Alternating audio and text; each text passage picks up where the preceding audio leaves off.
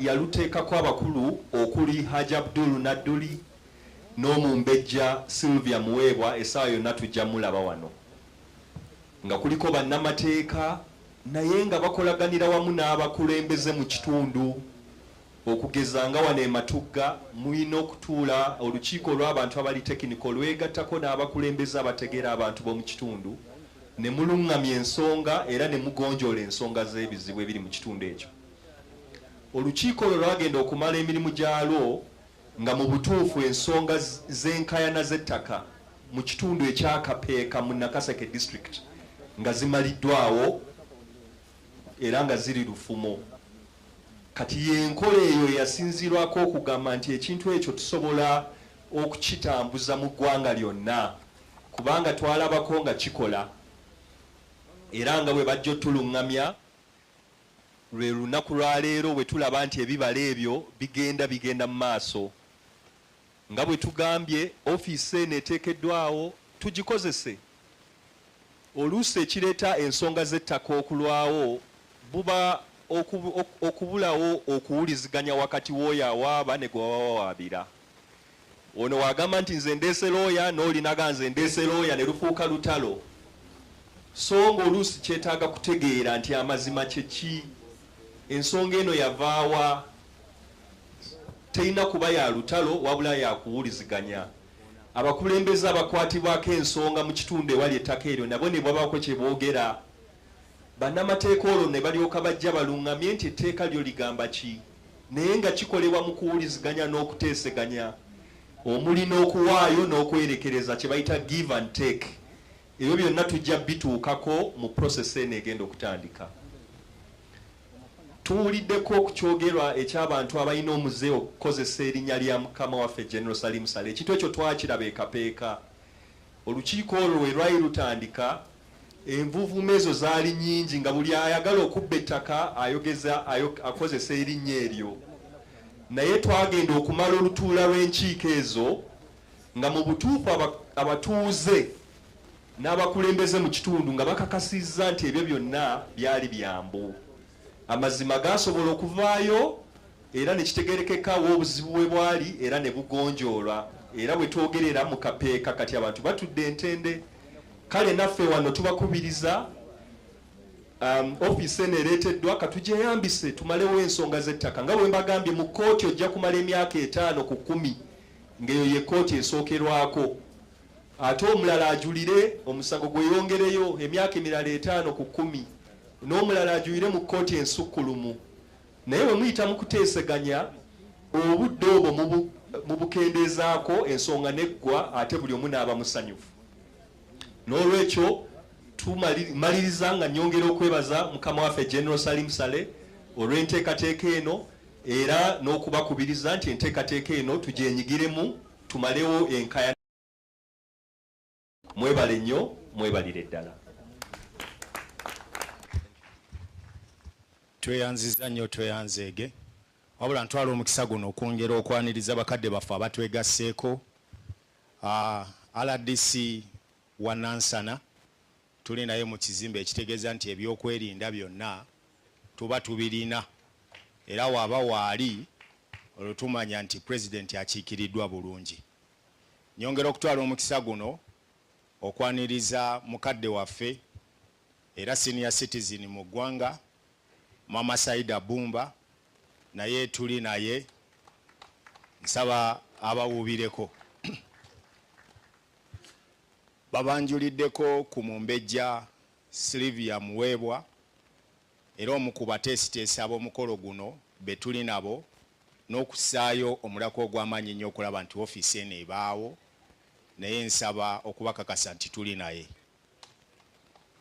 N'abakungu abalala bangi abatwegattako era nga ndaba nti baleeta ne mukadde waffe senior citizen Alhaji Abdul Nadduli eyabaleeta ate era yaleese ne woofiisi eno era be bamu ku baakoze omulimu omunene okulaba nti ebaawo era naye akomyewo olwaleero okubaawo n'okussaako obujulizi okukakasa nti ddala eteereddwawo. Nyongera okubasaba ffenna abali wano kubanga si bangi nti bonna baategedde ku mukolo guno nti oba weebali. Naye ffe abazze abatonotono tweyambise omukisa guno ate era okutegeeza bannaffe abaasigaddeyo nti waliwo woofiisi eteereddwawo era egenda okuba ng'egonjoola ensonga ez'ettaka, kubanga zo tezikoma. Gwosobola okuzirwana n'ozirekawo, abaana ne bazirwana n'abazzukulu n'abaliddako. Naye bwe tuba nti tuteereddwawo amakubo agagenda okusobola okutuyamba, kijja kuba kituwa ekitiibwa eky'ettendo. Mukadde waffe tukwaniriza nnyo era mwenna nsaba tumwanirize nti bw'aba waali omanya oyo y'ensibuko y'emirembe gy'olaba mu Luweero ne ba senior citizen abalala boolaba abaliwo. Ngenda kutwalira omukisa guno okusaba ali mu byuma nga tetunnaba kuyita ssentebe w'ekyalo kuba kati tugenda mu mukolo mu butongole bwagwo, okuba nti asemberako kumpi ne protocol endala yonna nga bwegenda okutambula program bwe bagituwadde, okuba nti tutandika okweteekateeka tusobole okumanya ki ekiddako nga bwe tulinda n'ebirala. Mbaaniriza era nnyongera okubaaniriza buli omu mu kiti kye mwali. Mwebale kuba nti muzze okubaawo ng'abajulizi n'okussaako ettaffaali ly'okutandikibwa kwa ofiisi eno.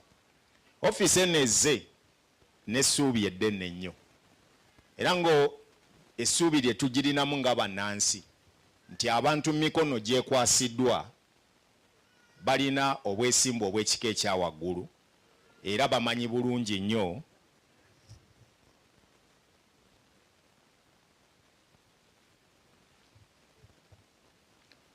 tulina essuubi ddene nnyo nti abakwasiddwa ofiisi eno balina obukugu era obugenda okusobola okutuyamba n'okulinkinga ofiisi ezo ez'enjawulo ezikwatagana n'ebyettaka tusobole okugonjoola ebizibu bino byonna. Mu kiseera kino era nnyongera okuweebaza n'okwaniriza Mmeeya wa Gombe, maama tusanyusa okulabako era tuli naye mu bufunze nti abakulembeze baffe bonna ab'ekitundu kino abasinga obungi tuli nabo. So ebizibu byaffe tujja kubyanja basobole okuba nga babimanya. Ofiisi eno teteereddwawo kunywa bunywi caayi, eteereddwawo okuba nti egenda kugonjoola ebizibu byaffe. So bw'oba ng'olaba nti RDC waali, Meeya waali, poliisi tugirina weeri, n'abakulembeze abalala bagenda okubaawo, kakasa nti buli kimu tujja kusobola okkigonjoola. Era nnyongera okusaba ofiisi zino wammanga nti abakulembeze be tulina, oba oli wa kibiina ki oba wa kibiina ki, bw'oba omaze okuyingira mu ofiisi mwe bakutadde, ekiddako buba buweereza bw'abantu.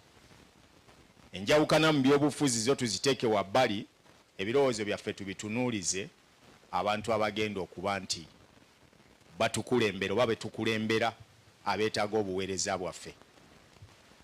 Era kya mukisa nti nyongera okwaniriza n'omukulembeze omulala atwegaseeko,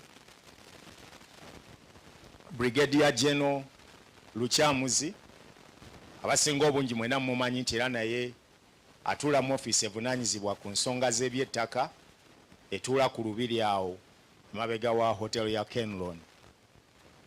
Bw'oba olaba nga ebitongole ebyenjawulo bino bwe biti byongera okuteekebwawo, manya butereevu nti omulimu ogugenda okuba nga gwe bikwasaganya gwe kugonjoola ebizibu byaffe.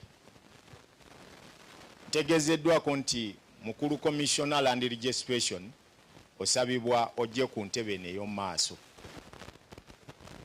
kuba bwe bakwetaaga naawe. Tusonyiwa okutaataaganya naye jangu otuule wano.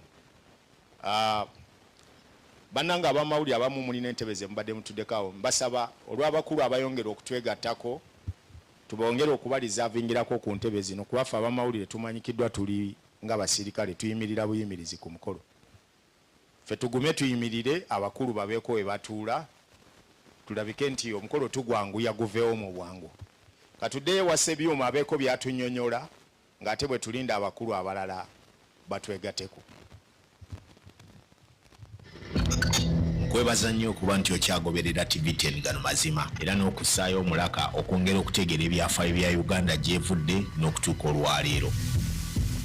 Nze Ssaalongo Dindubo Wasaava ku lwa TV10 ne bannange bonna era bwe tukomyewo nga bwe twakusuubiza nti tugenda kudda n'ekitundu ekirala. Olugendo lwa Uganda olulaga from a company that was named the country Uganda lwe tuliko nate olwaleero era nga tukomyewo n'ekitundu ekyokusatu. Nga bwe mwalabye ebyabadde mu kitundu ekyokubiri byasigadde birina ebibuuzo ebyongerayo okuleeta ekitundu ekirala. Katusikeko ebigere katono tuddeyo we twakomye. Omwaka gwali gwa 1862 Abangereza babiri abaasindikira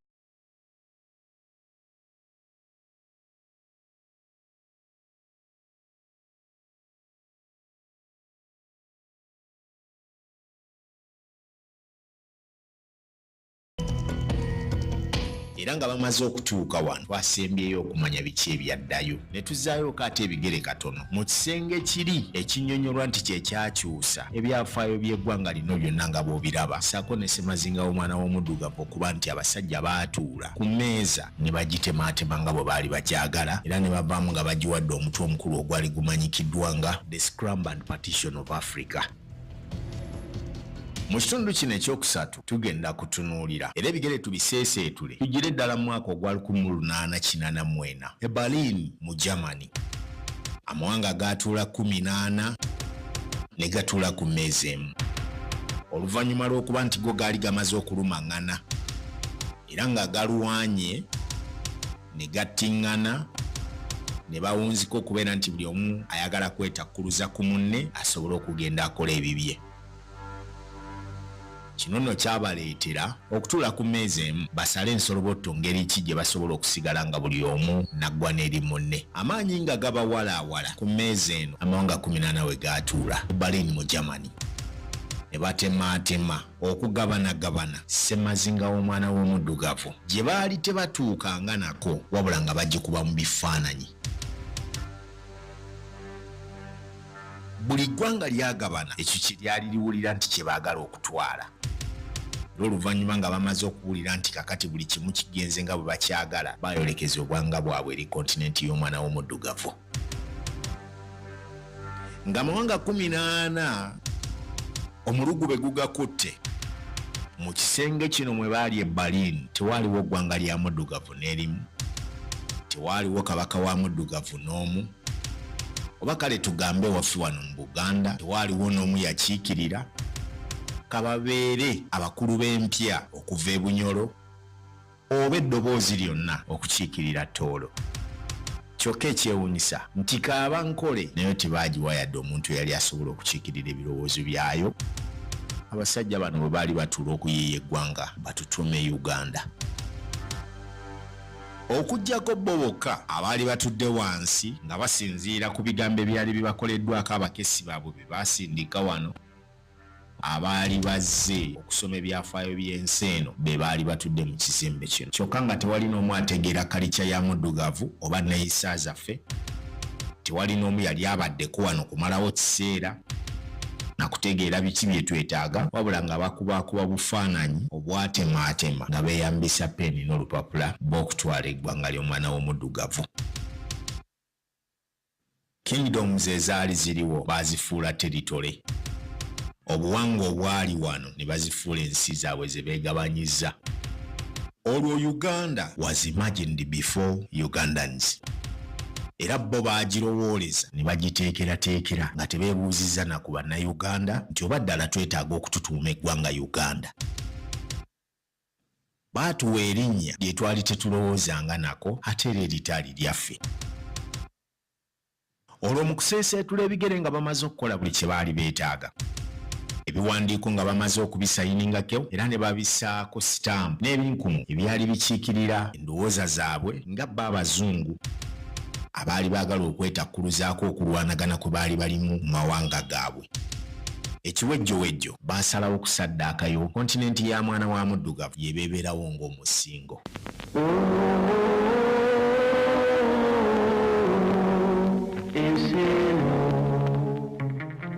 tuyingire waffe mu Uganda. The company gye baayambaza ekyambalo ekyali ekyobusuubuzi era ne balaga nti kye batuleetedde mu ggwanga lino kyekyo ekigenda okuba nga kituyamba okubeerawo. Ti bo bwe batali tetujja kusobola kubeerawo.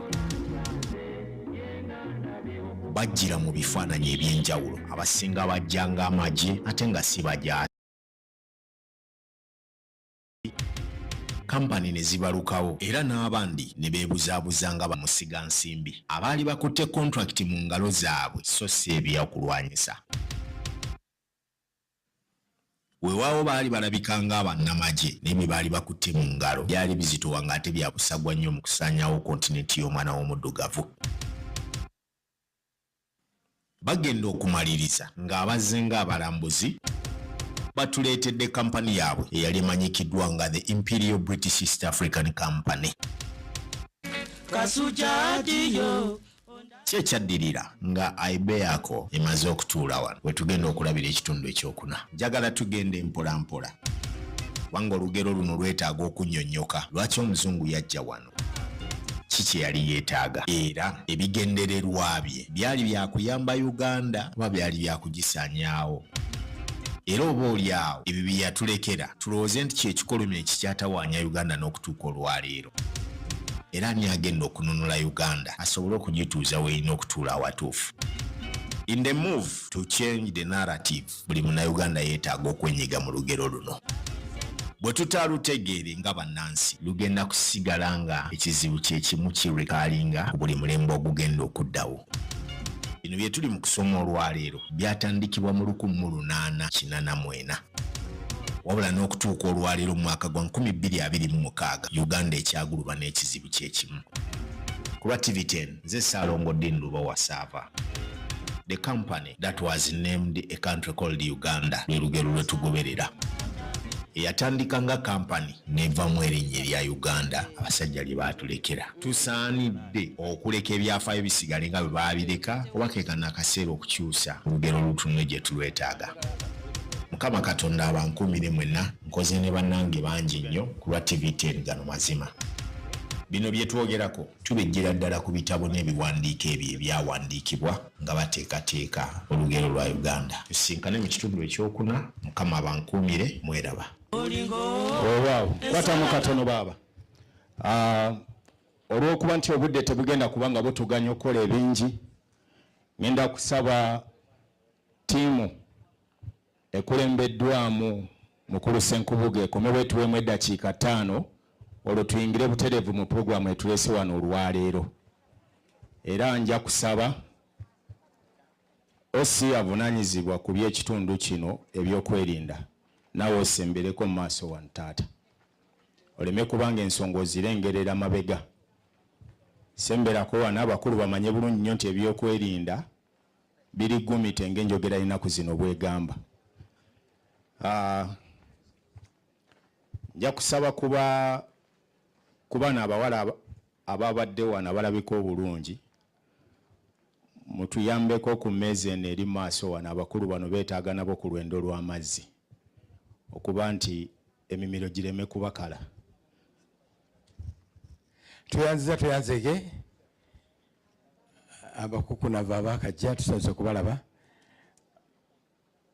Obwedda kitegedde ekyoŋŋamba Isima nti bakuyita obwedda tuwa mu sizifaya nga tujjamu obutundu kano ke katundu akasembayo Jenosale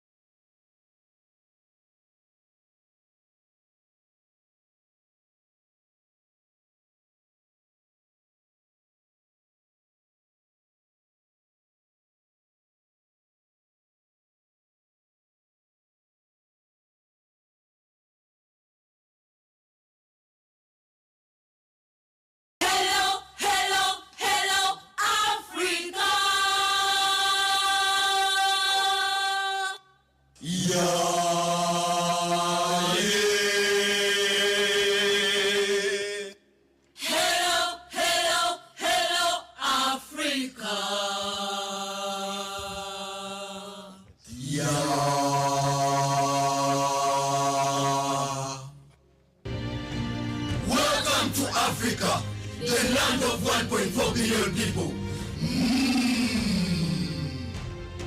Ndimufilika, Onama, 3,000 tribes, 2,000 languages, 52 countries, totally divided.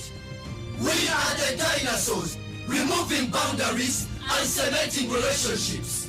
When America shouts, it's a voice of 350 million people. When China shouts, it's a billion plus. And India, it's 1.4 billion people.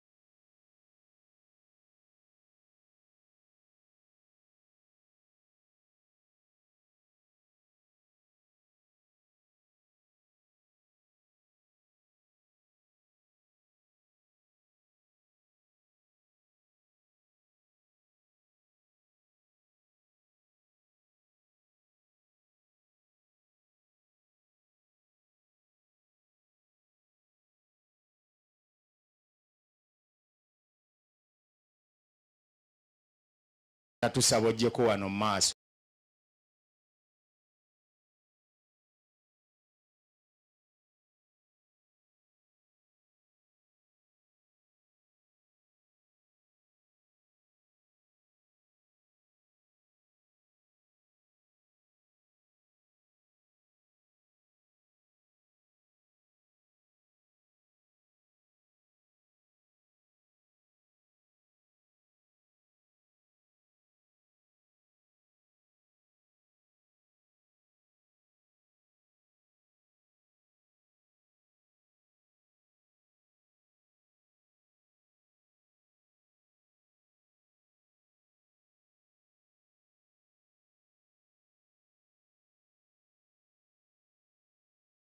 tambula.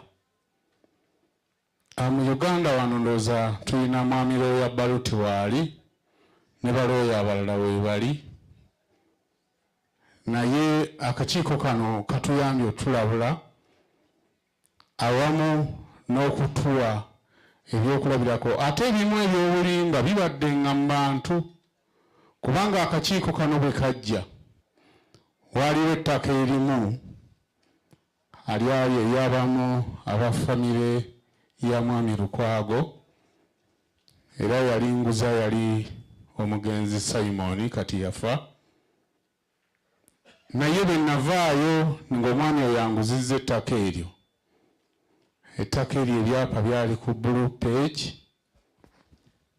nembikola nembijja ku blue page nze nabayambako system eyo yonna bwetambula era mbaddeko wali nga njogerako ne Hajati Saida Bumba mugambye nti eggwanga lirina obuzibu mu ggwanga tulinamu ba investor tulinamu n'abantu bannannyini mataka okuva mu bujjajja naye amataka ku ssaawa zino gali ku pulupeegi era nsaba gavumenti eyambe ng'eyita mu kakiiko kano kubanga amataka okuba ku pulupeegi famire eyo neebanga olwaliro weeri abantu ne baba nga tebalina wadde 10 wakati awo waliwo process eyetaaga documentation okutuusa ettaka okuliteeka okuba nga lirina ebiwandiiko gavumenti eriganyulwe community eriganyulwe kubanga bainvesita beetaagawo okuteeka amafactory gajja kitundu gawa abaana baffe emirimu nosanga efactory limu likozesa abaana 15,000 n'olwokuba amataka tegalina documentation awo nawabaawo obuzibu nze ettaka eryo bwe naligula naddira abaaliko nembawaako ebyapa ne babifuna ndooza chairman LCC waali wano akimanyi bulungi era ne chairman LCC wano gwe bayita mwami Kibirige be bamu ku baafuna ebyapa nabawa ebyapa nemmala nendikubamu n'enguudo bo batandika okusuubira nti kati oyo yafunye ssente empitirivu okuva ewa Genosale okuba nga atuteeramu enfunguudo lwaki naffe tatuwa ku kaasha omukalu era nakalambira neŋŋamba nti njagala Haji Nadduli tugende paka ku sayiti bwe tutuuka ku sayiti tuggale enguudo ezo ndaba abatuuze bwe basanyuka tuke tuddeeka Haji Nadduli awamu n'akakiiko bankola bulungi kubanga bajja bwe twatuuka twasanga abatuuze we bali olaba akakiiko kano kyekayambira baali weekubira enduulu mbukayiza amakubo agataddemu akakiiko bwe katuuka kabagamba tuggale amakubo muddeyo ku mbeera gye muliko abatuuze bafuuka ekyonga ne bagala twagala amakubo gaffe n'olwaliro amakubo gatambula naye nsaba akakiiko kano gavumenti kayambeko nnyo kubanga tulina amataka agali mu bantu ng'amataka tebalina documentation ettaka liyamba batuuze naye investor tasobola kugula ttaka kutali buwandiiko kuteekako development ye n'olwekyo mbasaba ab'akakiiko kano bayambe abantu ate abamu babayita ababbi omanyi bwe bakulaba ng'otaddewo enkulaakulana oyo abeera Genosale aba yakutumye naye naawe ng'omuntu obeera n'endowooza ng'oyagala ove mu ggwanga ng'olina ky'okoze era nakulyetingawo enguudo nnyingi nnyo chairman w'olosisiri waali wano nga musaba aziyambe kubanga nze naziggula zibeere nga ziyamba ekitundu tusobole okugenda mu maaso. Ebyo bye bigambo byange. Naye neeyanzizza obwajje n'ossalewo okulabika nga tuguliddewo akakiiko kano katuyambeko nnyo era mbadde njogera ne Hajati Saida Bumba nga mbuuza ekigambo blue page kyeki, ne mugamba kyetaaga tutuule tukikunnyonnyole naye kiremesezza enkulaakulana. Nze ne mbali wano waliwo abantu abakimanyi ekigambo kukola ttaka n'okola document paperwork nga ali wali ku mmeeza kya bbeeyi, kiri costly ate abantu bafiiriddwamu nnyo ensimbi.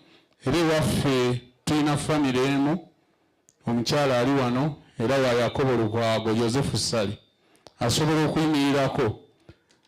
Baafuna ettaka nga liri ku blue page, mukyala Namuddu ayimirireko, naye ettaka teribagendedde bulungi, gwe baali oddikola yalikola bubi, n'olwekyo bibasawaanyizza era bifiirizza bya nsusso. So bwe tunaaba n'akakiiko akafaanana nga kano ne kayambako ku mivuyo ng'egyo, emivuyo giri bubi nnyo.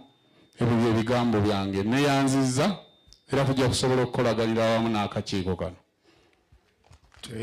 Tweyanzeege engeri gye walokokamu ne bw'otuyambyemu okuba nti totuzizaayo mu ebyo bye wakaabizaamu abantu amaziga. Kale n'olwekyo mumuleke temumujjukiza nnyo biri bye yakola kuba kati yalokoka. Wabula ngenda kusabayo abantu babiri abaganyuddwa mu nteekateeka eno era nga baali bayegganyizibwa ne baweebwa omukisa gw'okujja eri akakiiko kano ne kabayamba. Mukulu Kakambwe, nsaba ompeeyo omukyala omu n'omwami omu bajje boogere ku lwa bannaabwe bonna, n'oluvannyuma tulyoke tweyongereyo kuba omanyi bwe tutaabeeko bujulizi buweebwa oba oliawo tetujja kumanya nti akakiiko kano kalina omulimu omukulu gwe kabadde kakola nga basinga tulowooza katandise lwaleero olw'okuleeta woofiisi eno eteekeddwawo. Nsabayo omukyala omu ajje n'omwami omu batuwe ku bujulizi bwabwe mu dakiika 3 zijja kuba zitumala kubanga kakati we tusemberedde tugenda kuba tutandika omukolo mu bulambulukufu bwagwo.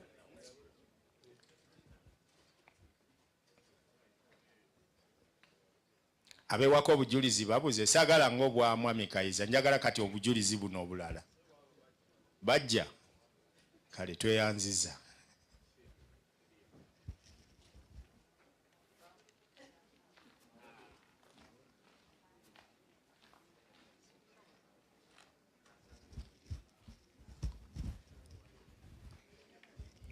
Yegwe taata omuzindalo gwogwo neyanzayo se pozi bakadde bange Mukama yeebale ffenna tuziza ku lunaku luno olwaleero nga tuli balamu era nga tukyassa. Erinnya Lukabwe Kkonde Toofiri, omutuuze w'Ekirema omuluka gw'Ekirema mu ggombolola y'Essemuto. Nze kyenaganyulwa mu ky'ettaka tewaali kutunyigiriza, tewa tunalajanira eri akakiiko akaaliwo kati okubize kano akaliwo. Nze sisuubira n'abatuuze abali mu ttaka lya General Sale okuli faamu ye era kati waatudde awali embuga ye, mwenna gye mukuŋŋwanira gye mugenda kati ewaffe waafuuka kibuga. Ffe bwe gwatuuka General Sale ng'aguze ettaka eryo n'asalawo ti okuwaayo ettaka eryo kuyigula mu biseera ebyo mu zifamire ya Mulyanti emanyiddwa obulungi ti bannannyini mayiro etutwalawo wonna wonna Ekirema. Ne bagulawo ettaka kuwa famire omu n'agigula. Yali egenda kugulibwa muntu mulala eyali agitunda n'agenda ewa General Saye n'amuyita ng'olwaze batandise ekapeeka n'amugamba mpulira oyagala okutunda ettaka lyo naye sooka olinde musikikkiriza ojja kuguza omuntu ettaka eryo agenda abonyeebonye abatuuze baffe abali mu ttaka bahistoriko b'olutalo olwanulwa Uganda gavumenti yaffe egende ekole ki eswale eno lukyaniriza era teyalwa n'akwata ettaka eryo bwe yamala oddikwata n'agamba nti ngenda kulaba omukulembeze w'eggwanga tutuule twogere naye n'atusomesa bulungi naye era ng'abamu era baga nti aa bano batukwenyakwenya bwe banaamala okutuwa ebyapa oba bwe tunaamala okusayininga ng'ate ebyapa babikola ki nga babitwala naye twakkiriza ntugamba aa anti bagenda tuwa ebyapa ebibanja byaffe bijja kuba byeyongeddeko ki valiyu kati bwe baba babitwala era bajja tuwa ki sente wamma ekintu ne kitambula tugenda okukakkana nga ddala ebyapa bikoze eki mwami Kigula tumwebaza yatukolamu nnyo omulimu gw'amaanyi ne gurupu ye ne batukolera ne bajja ne bapima ebibanja byaffe ne batukolera ebyapa byaffe President Museveni najja n'abitukola ki n'abitukwasa era ffe kati tuli abasenze abatuufu abayina ebyapa era nze ekyapa kyange ndoza mukirabyeko ne wano kibaddeko ku screen bannange ndi mutuuze era ndi mulimi wa mmwanyi kati nzigattako n'omutindo era naze ne kaawa wange mbakakase nti ddala ebigendererwa bya President ne General Musale okutukulaakulanya tubitadde mu nkola neyanziza nnyo neyanzeeko weewaawo awo tetuyinza kusukkawo erinnya lyange nze Nankya Jane tweyanziza nnyo abakulu abwe mulabye abava okuwa obujulizi be bava mu kitundu eky'ekirema era ng'ebimu ku byafaayo byabwe bye twayongedde otegeera nti zaali eka 824 ne zigulibwa era ne bakwata eka 600 ne zigabanyizibwa mu batuuze abaali batudde ku ttaka eryo nga ab'ebibanja bonna kati balina ebyapa byabwe. Nyongera okutwala omukisa guno okwaniriza abakulu omuli minisita atwala gavumenti ez'ebitundu era nyongera okutwala omukisa guno okwaniriza abakulu batambudde nabo betugenda okuba nti musaawa zino nkwata omuzindaalo guno kaakati ogwange gulabika gugenda kukoma wano nguwe eri mukulu wange Meja Ndiwala nate naye atandikira awo tutwale omukolo guno mu maaso nga bwe gulina okuba neyanziza sebo neyanzeeke bannange obugalo bwebaza MC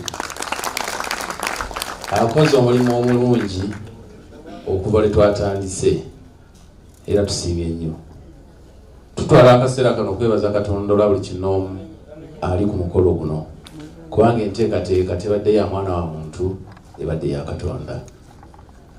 Nja kusaba nga tetunnasaba okwebaza Katonda chairman w'ekitundu kino LC1 atwanirize mu kitundu kye kyaliko ye musajja muteeketeeke akozesa obugambo butono y'omu ku batuyigiriza enkola ennungi. Chairman w'ekitundu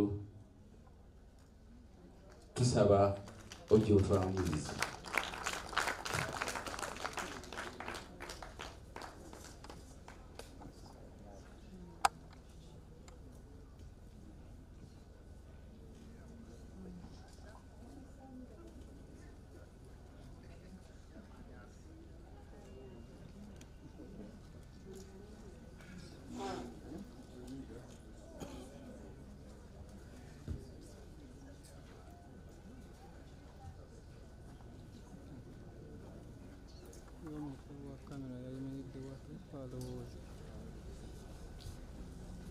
tulungamiziddwa mu katono nnyo olw'ensonga y'okuba nti protocol tubadde tugibuuse olw'obudde okwagala obutwala emisinde.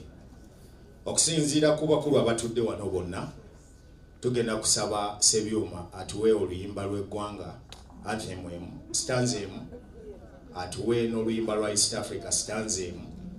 Then omukulu atwala ebyokwerinda by'ekitundu kino kwe tutudde atukkirize tubeere mu kitundu kye, tulyoke n'ekitiibwa kya Buganda era nakyo stanza emu.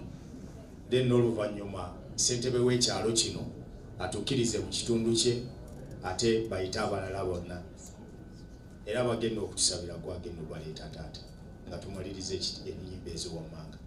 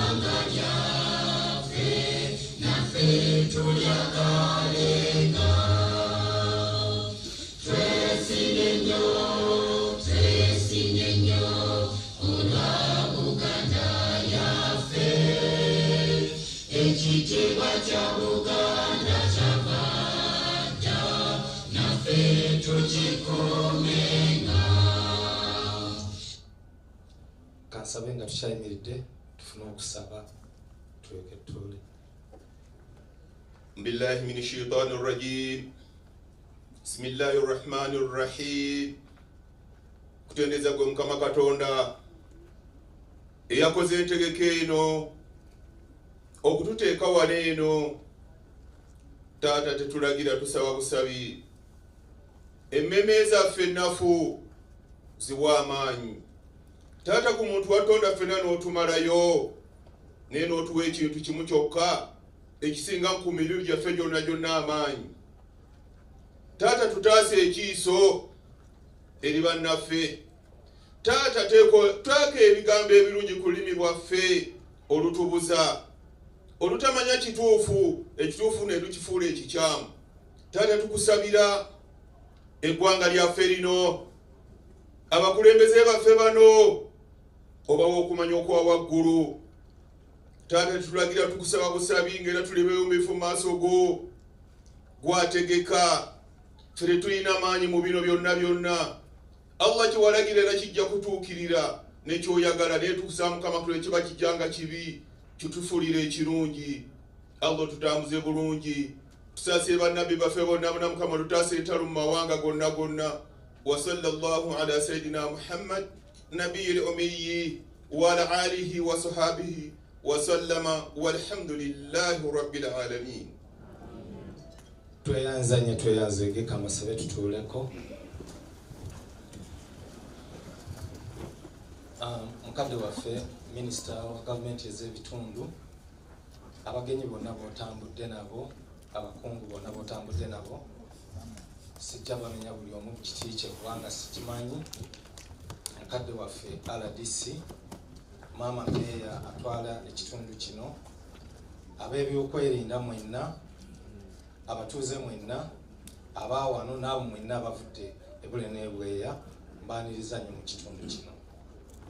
Erinnya Lubwama John nga nzikirenzebe w'ekyalo kino. Ekyalo kino bakiyita Mabanda Matugga, nga kye kimu ku byalo ebikola omuluka gw'e Matugga ebyalo 7, ate era kye kimu ku byalo 53 ebikola eggombolola y'Eggombe. Ekifo wano we tutudde kisangibwa mu Katale zone. Ekifo kino kibaddewo okuviira ddala nga kizze kikyukakyuka mu mbeera ey'enjawulo. Kyasooka kubeeramu factory, kyasooka kubeeramu ki, naye olunaku olwaleero ffe ng'abatuuze b'e Matugga oba n'ab'ekitundu kino tulina essanyu nti eddoboozi ly'aba Matugga oluusi bibadde bakaaba nga bagenda ewala naddala mu by'ettaka, bwe yiba ofiisi ng'ezze wano, okusaba kwaffe bulijjo kwe tubadde tuyayaanira kuddiddwamu. Nja okwebaza n'obuwombeefu oba buli muntu yenna ali wano mu bufunze, njogereyo ekizibu kye tulina mukadde waffe minisita. Wojjidde mu kitundu kino ate no ofiisi eno ey'ebyettaka wejjidde wano, ng'ekizibu kye tulina kya byettaka. Nze wano wenkulembera nina akatale ndowooza ke kaliisa kumpi ekibuga, ke kale abantu abava ekapeeka abavaawa bonna abasuubuzi bakuŋŋaanira wano. Nyinza okuba nga buli lunaku nnyingiza abantu abasoba mu 1,000 ogumu. Bali mu katundu akatono ennyo ke bakoleramu, bali mu katundu akatono ennyo ke bakoleramu, abasinga bakolera ku nguudo. Singa oba otambuddeko okuva wano meters ndowooza nga 3, ojja kusanga buli muntu yenna ali ku luguudo, ali ku street. N'abo abatono we balina we bakolera baali bafubye, abamu nga beeguliddewo. Abasuubuzi nga 410 batoola ssente zaabwe ne beegulira akafo kaabwe, naye mu mwezi mutono nnyo eddoboozi ne livaayo nti baaguliddwa. Nze nsula seebase olw'abatuuze abo, kubanga simanyi gye bagenda kudda, ate ne babawo akaseera katono nti mu nnaku 6 bajja kuba bakoze eki, bavudde mu kifo. Ofiisi eno nga bwezze wano, njagala ebe ng'etandikira ku ffe, ebeere eddoboozi ly'abantu. Tufune okuddibwamu kw'abasuubuzi abo. Mmanyi buli kimu mu kirina ekisobola okugonjoola amaziga gaabwe. Sijja kulandagga, njagala okubaagaliza bye munjagaliza. Mukama Katonda abampeera omukisa, abavudde sigadde nze Lubwama John, ono gwendi naye sekuritale waffe ow'ekyalo kino Mukyala Nasozi Aida.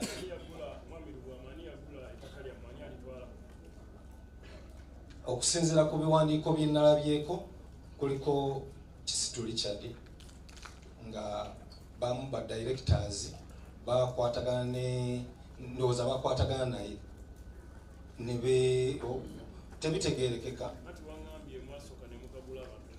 Yes,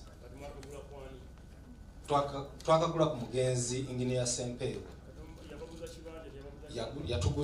yabaguza ttaka nga n'ebyapa weebiri. Ebyabo batwalako tebabirina, naye kati mbadde nsaba abali mu nsonga eyo yennyini bannannyini katale ako abaagula kampite mukyala ajje ayogere ajja kuwa bwino kubanga sijja kutema kyesikola kyesimanyi bulungi ng'ate bannannyini kizibu ekyomukisa omulungi nabayise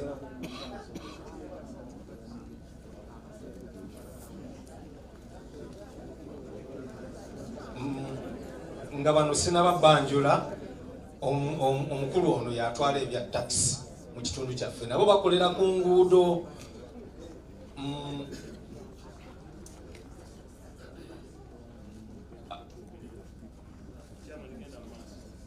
minisita nakulabye ng'ogonjola ebyemubende naffe abatakisi baba bakolera ku kkubo abasuubuzi bakolera ku kkubo manye olwaleero eddagala tukoze eki tulifune ate bwe tugenda okumalakoki tuba watuufu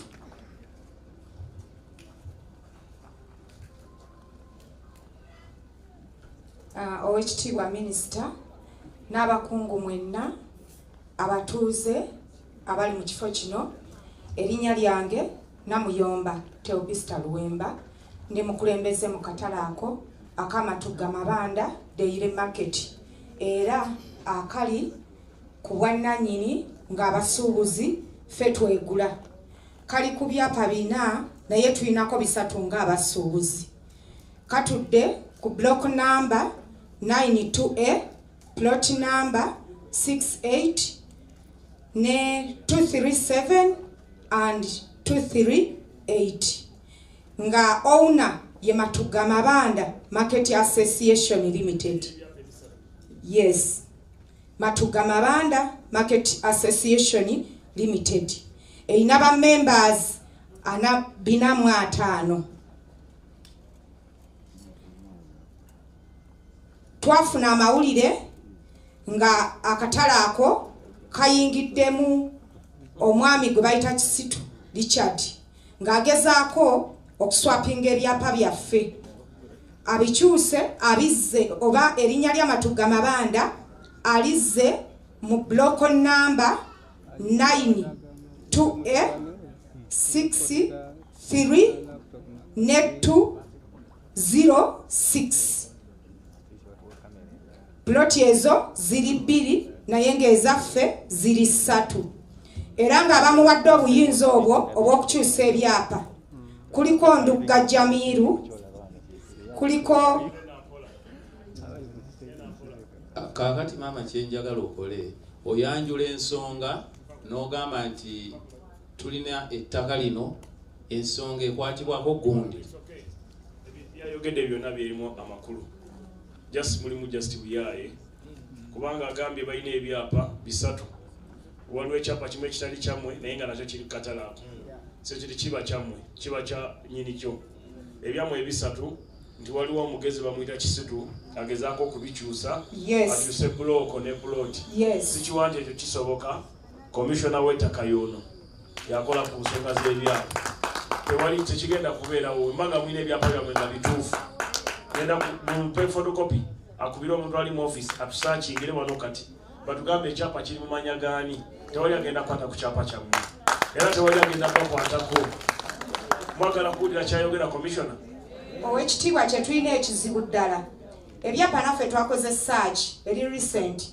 nga biri Matugga Mabanda market ettaka lyammwe lyaffe naye ebyapa physical tetubirina Kisitu abo abantu bembadde mmenya be babirina chairman wa sake yani essaawa eno abaddeko ye be badduka n'ebyapa ebyapa mwina association company kati mweba company tebasobola bikyusa mweba member bemulowooza nti bagenda kubabba mulina eddembe okugenda wa commissioner ne bateekako envumbo okukyapa era tewali transaction tebajja kwewolerako tewali transaction egenda kubeera ku ttaka lyammwe ekyo kiri clear nga tanavande wana agenda bayambako abakwase lawyer mutekeko caveat then ayite meeting yabo abalina ebyapa namwe aba beneficiary oba sako oba association obagambe temulina buyinza ebya sako oba association oba company mwina bamemba mwina okola resolution gye tuyita board resolution ne mutuula ntugenda kukyusa teba tugenda kutunda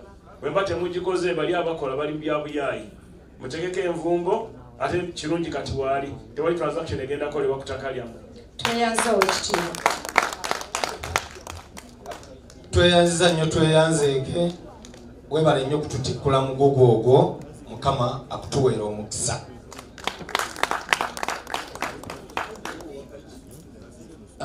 Kati chairman tusiimye yonna. Chairman njagala okunsaba okuŋŋaanya fotokopi z'ekyapa na byonna commissioner agenda akkiriza agenda basizaako cabinet. Kansabe commissioner kyogere nga muwulira mwenna abe matuga.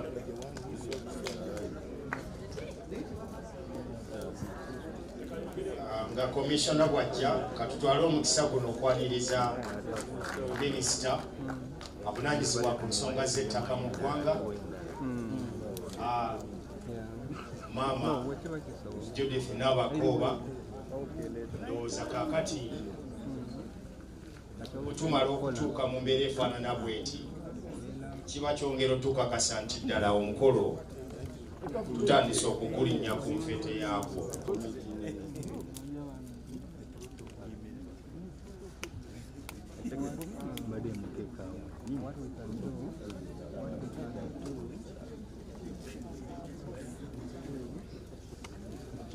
Weewaawo nsaba tutuuleko ffenna n'oluvannyuma tuwulirize ebigambo ebiva eri commissioner gwe batusabye okutunnyonnyolako. Honorable Minister, you're welcome. Honorable Minister of Local Government, nga wabagambye nti epa ku photocopy y'ekyapa eyo yabaterako cabinet ya commissioner ekoti yokka kijjawo.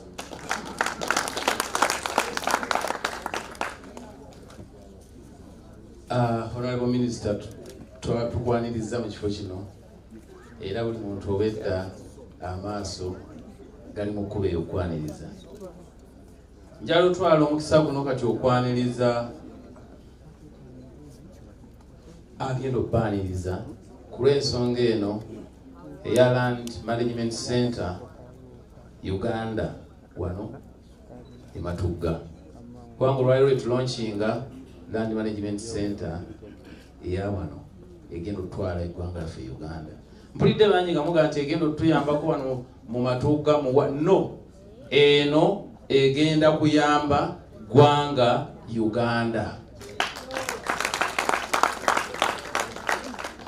So eno center yojja okujjako olabe ng'ofuna buli kyama ekikwatagana ku nsonga z'ettaka. Yojja okujja bakuyigirize nti ne bwe tonagenda mu kkooti jangu weebuuze ettaka oliwoninga otya era livaawa. Kwegeye ofiisi eno omugaso gwayo kyenjagadde mutegeere ejja kusimira history y'ettaka wajje lyatandikira nga tonategeeka ani ali nnyiniryo olunaku lwaleero. Ntwala omukisa guno okwaniriza mukadde waffe Professor John Kigula mumuwulira bulijjo mu ggwanga Uganda, y'omu ku bakenkufu ku nsonga z'ettaka. Ssebo mukulu Kigula, nsaba oyogereko eri abantu oyanjule ensonga eno ey'olunaku lwaleero.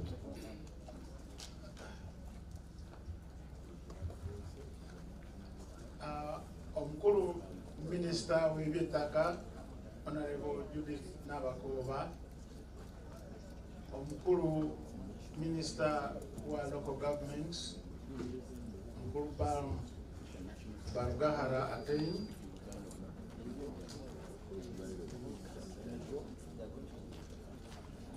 Brigadier General Moses Ruchamuzi, Commissioner wa Land Registration Omukulu Beka Mugayino, Omukulu Dr. Honorable Saida Pumba, Omukulu Alhaji Naduli, Omukulu Brigadier Jike Muwanguzi, omusigire wa Chief Coordinator wa OWC, abami n'abakyala mwenna mu biti byammwe, nsanyuse nnyo okubalaba wano e Matugga mu kifo kyaffe ekipya ekigenda okubeeramu called in Uganda? Yeah, organization Jebaita Land Management Center Uganda. Njakukyusaamu njogera oluzungu n'oluganda. Kaakati kanziremukko omuzungu ngenda kubeeyanjulira. Oluvannyuma nsabe omukyala Mumbejja Sylvia Ntambi Mwebwa ne Dr. Odoch Pasco bannange bwe batukwasizza omulimu guno bajje nabo babeeyanjule, then mbabuulire lwaki organization eno yateereddwawo, bigendererwa ki, ya kikula ki, egenda kukola ki, ne ki ekigenda okuddako. My name is John Chigula. I'm formerly I've been teaching land law and environmental law at Makerere University for over 25 years. I was one of the people who did research and drafted the Land Act of 1998. I also researched for, and we drafted, along with others, the National Land Policy, which was promulgated in 2013. I've carried out many research projects in wetlands and land disputes, and since 2012, I've been associated with General Saleh as his advisor on land matters. And eventually when OWC was formed after 2013, I was providing my legal advice on land and engaged in practical projects which saw a number of people obtain land titles. One such project is Chilema Land Action Project, in which 301 people were granted land titles by the President in December 2018. Another project, a program which I've been involved in and which I'm still involved in, because it has not yet been accomplished, is Chilema Land Bilateral Land Action Program, comprising about 5 villages: Kapeka, Manywa, Balatira, what's the other one? Mizimbo, and Naruvule, Senda. We have written many things on land, and these writings, pieces of writings, are based on field research, not academic, not for teaching students, but they are based on the realities of what is happening on land in different parts of Uganda, capturing what we call the land black spots, the land social frictions, the land relations and their limitations. So the materials we have documented, some of which are coming here this afternoon, have not been, or they have not reached the relevant MDAs, ministries, departments and agencies of government. So the missing link is this: government, ministries, departments and agencies have not been able to be provided with good information, good research products concerning social land frictions, concerning land limitations, concerning land ownership, And these materials are always with us. We have many of them. So General Salim Saleh said, now what do we do with these good things? If we created a land resource center, we make it a land data repository, land records repository.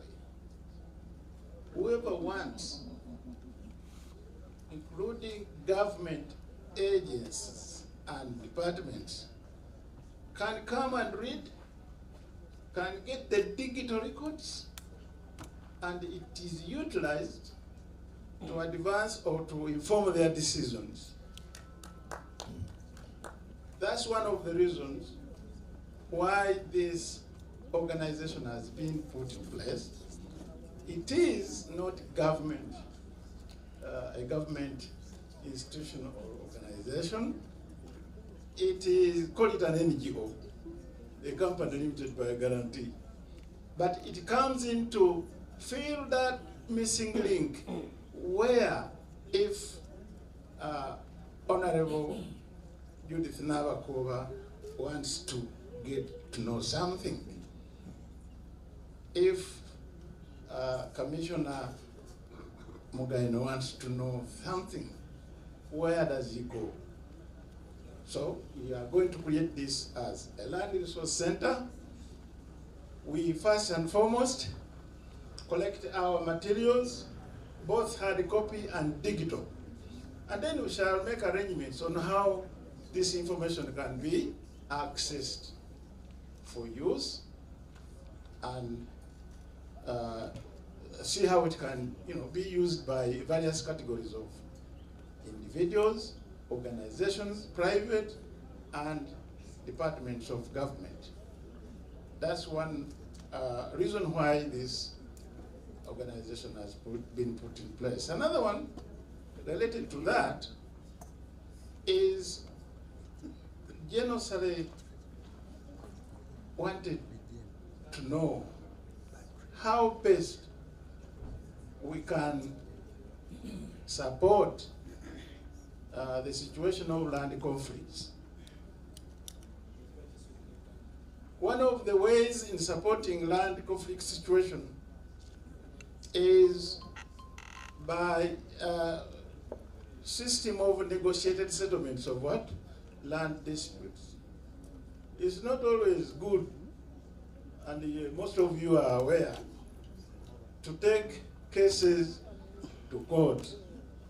There is delay, there are high costs, and some people are frustrated, they give up and their property taken. So there is always what?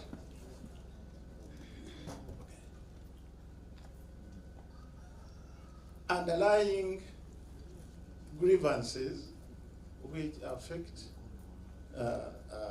investment in land, because land which is a subject of land conflicts remains undeveloped. And a conflict is what? An encumbrance. So, my colleague is telling me, I will have it later, so I forgot. Abanaye mukubira obuko mwami Kigula obugalo ensonga gyayogeddeko njala okubaddira mu Lunyanyimbe abanyonyodde nti ekifo kino kye tulonkinga olunaku lwa leero kye kifo kabeere minisita oba ggwe omuntu wa bulijjo nga weebuuza ku bikwatagana ku by'ettaka information ogijjawa.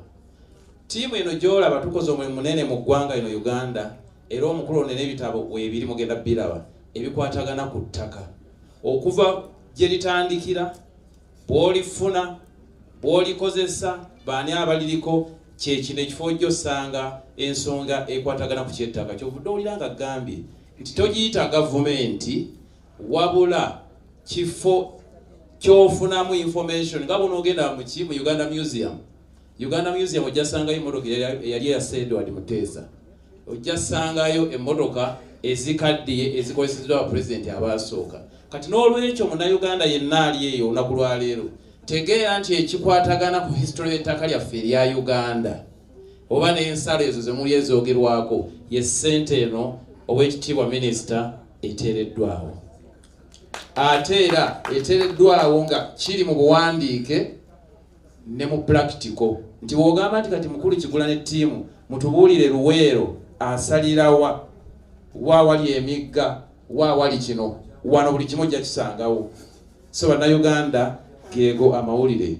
Kati kadde kano omukyala gwe mulaba tumuyita Ssebo bannaye munsonyiwe, Omumbejja Ssebo y'omu ku batwala akakiiko kano, era akakiiko kano yakulemberako ekiggulawo okulumba ettaka ku ttaka eyo okulaawo gye mulabye abaalokoka nga Muzeeyi Kayiza y'omu ku baana abaalokoka nti bwe yagulanga ettaka ng'oluusi liba lya Genosale. Ate ne bannayuganda muli eyo ettaka kati mulisoma mu Luzungu ne mukizza mu Luganda for sale ne mukiyita for sale. Kakati akakiiko kano we kakuyambira nti ojja tegeera for sale o for sale. Kati ne Kayiza oyo ndowooza yateekangawo obupande oluusi nga baga nti for sale kati nga gabana ekintu ky'omugagga baga ekintu ky'omugagga kiikyo. Kati akakiiko ako Genosale yakayita Kapeeka Land Bank. Kapeeka Land Bank yali egulibwa omukyala Omumbejja ono agenda okwogerako gye muli Silivia Muweebwa ne Haji Nadduli Kaawokadda ne ttiimu zonna. Kati nsaba weeko ku brief summary how it started, and that is Genosale Musale vision. Abagenyi baffe mwenna, Ssebo ba ministers abaliwo, all protocol observed. Amanya mugawulidde, nze Sylvia Muweebwa Ntambi, ndi Mumbejja era nva mu Ssekabaka Chwa. Tusanyuse nnyo okubalaba, mwebale kujja, naye okusingira ddala twebaza retired Genosale Musale olwa vision eno. Evudde walako lwakuba nti olumu ebirwa byerabirwa, naye ndowooza tetujja kwerabira kubanga kati tusanyuse okulaba ebibala. Ndi munnamateeka omutendeke era ng'omusomesa wange ye yasoose okwogera n'ensonga lwaki mwalabye nga akazindaalo kamuwoomera kubanga ye musomesa. Ye yansomesa e Makerere emyaka egyena era yali musomesa mulungi ddala. Nzijukira amaaso olwatuukanga mu kibiina nalinanga okubuuzibwa naye saategeera lwaki okutuusa oluvannyuma ennyo lwe yaŋŋamba nti agamu ku mannya ge banzibulamu nange agajjajjange omukazi maama we. Kati awo nentegeera lwaki buli ssaawa bwe yayingiranga ng'abuuza where's Nabatanzi? So nga sisobola kumisinga. So that's why he was over talking. He's a lecturer, he's a professor in law. So ndi munnamateeka nasomesa ku Law Development Center okumala emyaka 10. Eyo ye wagenda bannamateeka abavudde e Makerere nga bamaze okusoma emyaka 4. Tubabangula mu ki kye balina okukola mu kkooti. Nasomesaayo okumala emyaka 12. Ensonga z'ettaka zino nziruddemu era eyo gye nasomesanga eby'ettaka n'ebyeddembe ly'obuntu n'ebyamaka kiwandiise family law. Naye bwe nagenda nkuguka nagenda mu bitongole ebyensi yonna nga USAID, Danish Corporation, nenkolerako ne mu German Development Corporation, nakolerako ne mu National Planning Authority under the Africa Peer Review Mechanism. Bye tweyogerako abayivu biba bingi tetuyinza bimalayo, n'olwekyo tujja kubisalako. Naye kye twagadde okutegeera nti ensonga lwaki Genosale atutadde ku bukiiko obw'enjawulo obw'ettaka bwe bumanyirivu bwe tuyina. Natandika okukola ne Genosale in 2014 era mu biseera ebyo namaliriza n'embeera chairperson wa Equal Opportunities Commission, yeeyo commission eyalingawo olw'obwenkanya. N'olwekyo tuleeta experience eyo yonna gye tulina mu ttaka, gye tulina mu ddembe ly'obuntu, gye tulina mu byobwenkanya tugigattagatta ne tusobola okukola ku nsonga zino ez'ettaka nga tukozesa operation harmony. Amateeka tugamanyi naye n'ebyobuntu twabikugukamu tubimanyi, so bwe tubikwasaganya tubiguza omununuzi waffe era alina vision eno ne tumuwa amagezi. So I'm one of the advisors of General Sale on land issues. That's why I'm here. Thank you. You're very welcome. Banaye ndowooza omumbejja muwuliriza kati ne Mr. Odochi katubuuzeeko mu luzungu. Dr. Odochi. All protocol observed. Nti mwenna abaaniriza. I'm sorry, I'm from West Nile. Nti tali sole naye nga munnayuganda naye ava eri gye mutegedde. I'm from Lagos, so I have a disadvantage here. Alinawo akantu ke mutegedde naye mu Luganda tujja bimunyonnyola. I started with General Saleh in 2005. Yatandika okubeera ne General Saleh mu 2005. I wrote a paper called The Peasant Economy. N'afuna peasant oyo gwe mutegedde neighbor we. He called me, I should meet him in Balala. N'agamba nsange Embalala ye General Saleh ayita Odochi. I found him physically there. N'amusangayo. I found some Alulu people dancing there also. N'ensangayo abafaanana nga nze abalulu nga bazinira ewa General Saleh amazina. They were very happy but poor. Baali basanyufu naye ate nga bava basembayo. There was a professor from the University of Botswana. Mwalimu ne professor okuva mu University ye Botswana. I found he was from Kisoro. Yamusanga ate nga ava Kisoro. Professor Mujizi. Professor Mujizi. Kumbe General Saleh was testing Bonabag Gawale. Awo General Saleh yali ayagala okulaba okugaggawala buli omu kutandikirawa. Year round agriculture. Nga kitambulirawo ku byobulimi. The water. N'amazzi. We parted ways. Ne bakitandikako. I became a director of NEC, National Enterprises Corporation of the country. N'abeera omukulembeze w'ekyo ekitongole ekya NEC kye muwulira. We flew and took 8 tractors, Karakita. N'alyoka aleeta eziyitibwa tulakita. To West Nile. Eyo mambuka. They crawled back through Pakwachi Bridge. Ne ziyita awo ku mwalo ogwo ogw'Epakwachi. They were cultivating in the Moya here. Nga zirima Moya. So the message was clear. Obubaka bwali bwangu ddala. Don't waste time on tractors in small holdings. Temumala biseera ku ttaka mu kafo akatono. Again. Era.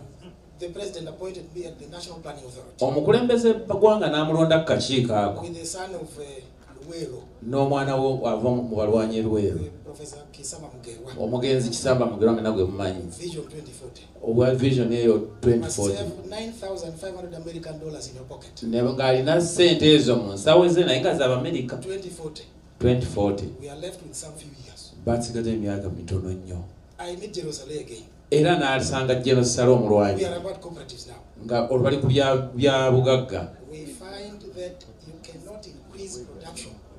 Ne bakisanga tosobola kukulaakulanya bya nnyingiza. Until you sort out the issue of the land. Okujjako ng'osolovinze ensonga z'ettaka. A professor in Latin America, De Soto, omukulembeze oyo okuva mu Disoto said peasants are keeping dead capital. N'agamba nti abapeasant bakuuma kwegaba bitaliimu kuba nti bafunamu. And Professor Chikula said what? They are just struggling in courts of law until they pass on. N'agamba omusomesa ono Kigula omukugu mu by'ettaka n'abagamba nja basomesa. So even if you win in the high court, nti ne bawangula emisango mu high court, you take me to the court of appeal, ojja kuddayo mu court of appeal, I will defeat you. nja kusingirayo. So what? N'olwekyo ki?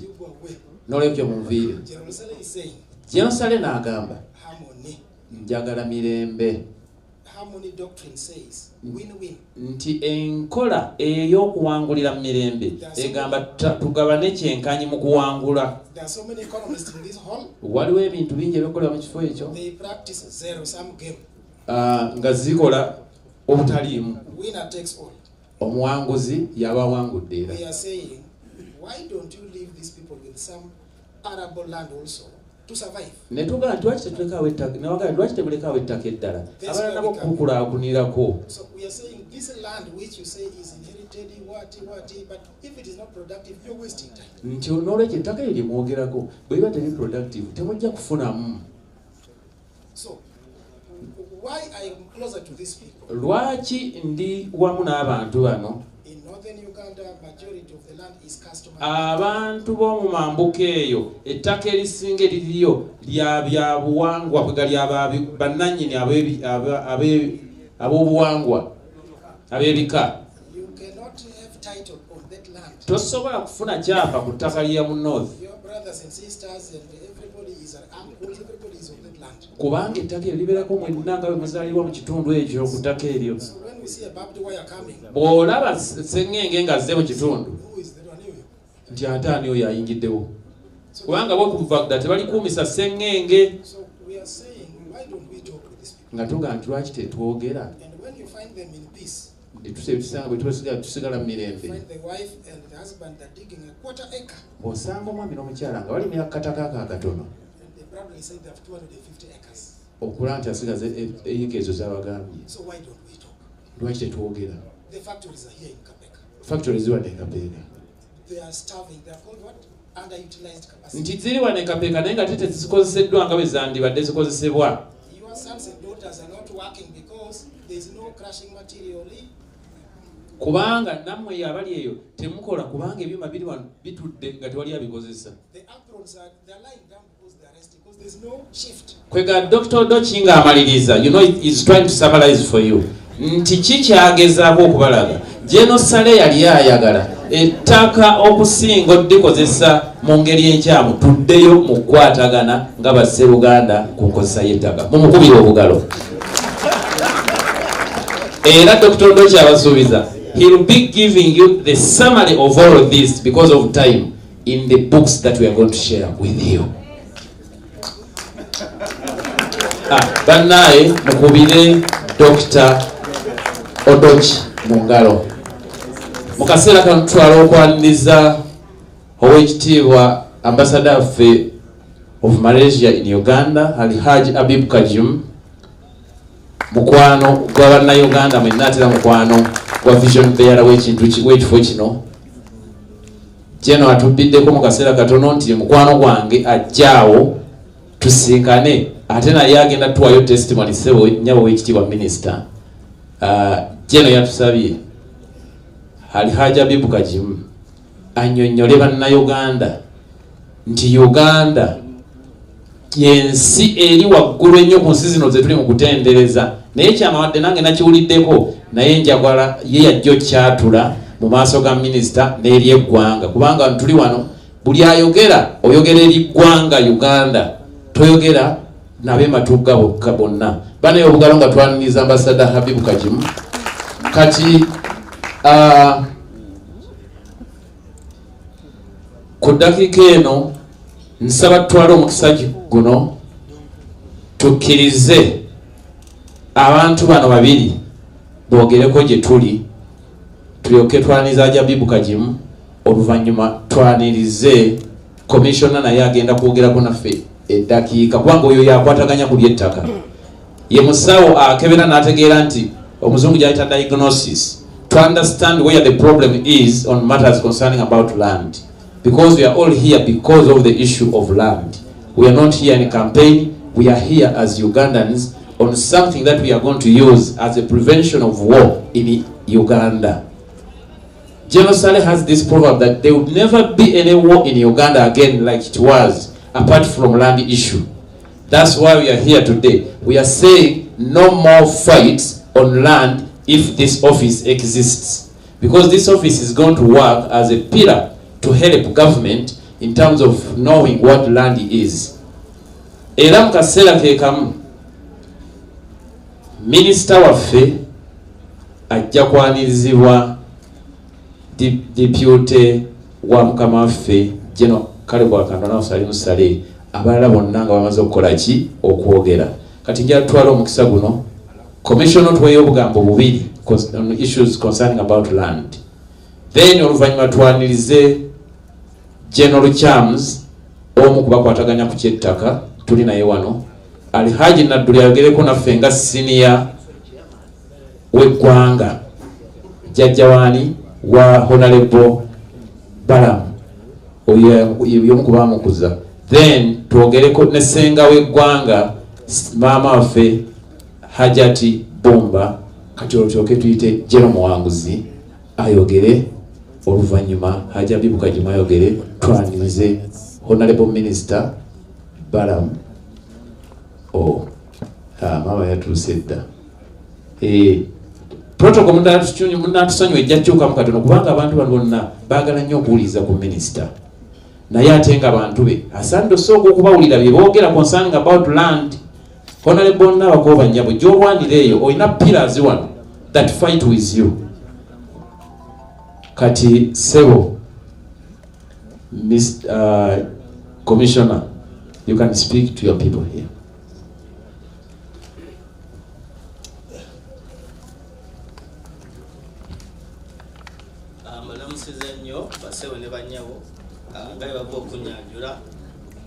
Commissioner wa Land Registration, Minister of Lands.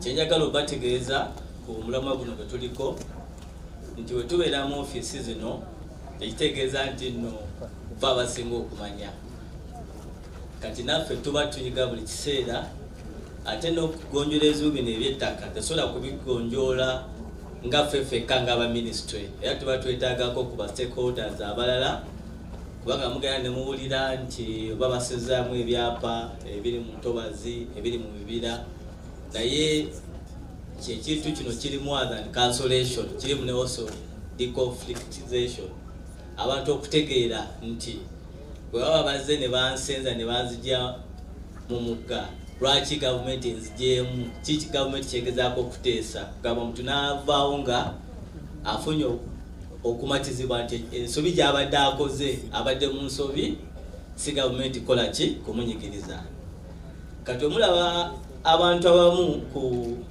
ababadde bebayanjudde wano abali mu kitongole kino ne sivi zaabwe nga muziwulidde Professor Kigula nange yansomesa ate yansomesa ttaka obugaali eri Professor Kigula ndako ku bakamabanga abamu abakola n'ekitongole kino era abali mu binso by'ettaka nga former director Naomi Kabanda kati kyengezaako okubalaga nti wano waliwo obumanyi kati obumanyi buno tukozesa tutya ffenna abali mu gavumenti n'abalala abalina ebizibu okumenga sure nti nno naffe mutukwatirako naffe mutuyamba okumenga sure nti ebizibu bino bigonjebwa ebigonjebwa bulinga bino kola ki ogonjebwa kati nyiza okuwa ekyokulabirako nti kati ministry y'eby'ettaka egezaako okukola land policy empya naye land policy eyo ekisobola okukola neba policy ennungi kuba kumanya research ne data abakoleddwa kati research ne data non-state actors kati g'ekitongole kino ziba ne field research ezimu naffe gavumenti etuba tetukoze eki zetulina kati tuba nga tusobola okukozesa that information neba feeder in mukozesa okufuna land policy ffenaffe netugatta awamu mu bumpipi kyengezaako ogamba nti naffe nga ministry naffe tukola n'ekitongole kino okutereeza ministry etandiseewo kabufufe gwe tugenda okukola ebukalasa okutereeza ettaka eriri mu Greater Luweero area naye nga olwedde tugenda kukola n'ekitongole kino kubanga tumanyi obumanyirivu bwe kirina twagala kufuna information gye balina tugatira omumanyirivu tulina okubenga sure muno tutereeza nga ekyo kijja kuba nga annexed pilot project okwasalinga question nti government ekwatagana ntya ne non-state actors okubenga sure mutukola ki tutereeza ebintu by'ettaka n'olwekyo ndi musanyufu nnyo okuba nti nno ekitongole kino kiguddibwawo era tuli betegefu okolagana nakyo making sure nti ebizibu by'ettaka bigonjoolwa beyond law naye nemubaamu n'okukkiriziganyaganya mu bantu ate ne history nga bwe mumulabye ebatukodde akatambi wano ebizibu bino tebyatandika kati ebimu byatandika mu bazungu nga bwe babalaze ne bijja nga bizimba n'emirembe nga bwe jjajja paka kati nga we tuli kati bakitegeeza nti okubigonjoola tulina kukozesa bakiza batya obukugu obuli beyond obwa class nti nze nasoma obuli beyond obwaki obwa class nga mulimu n'obuntu Ebigambo byange byebyo MC eyanziza nnyo.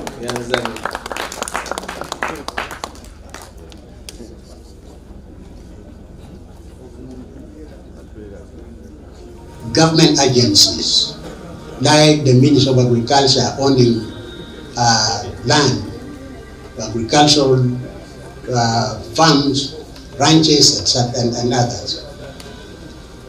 Then there are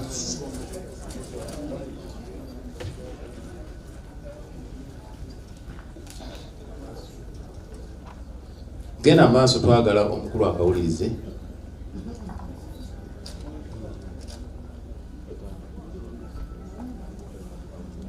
DJ tutereke eddoboozi.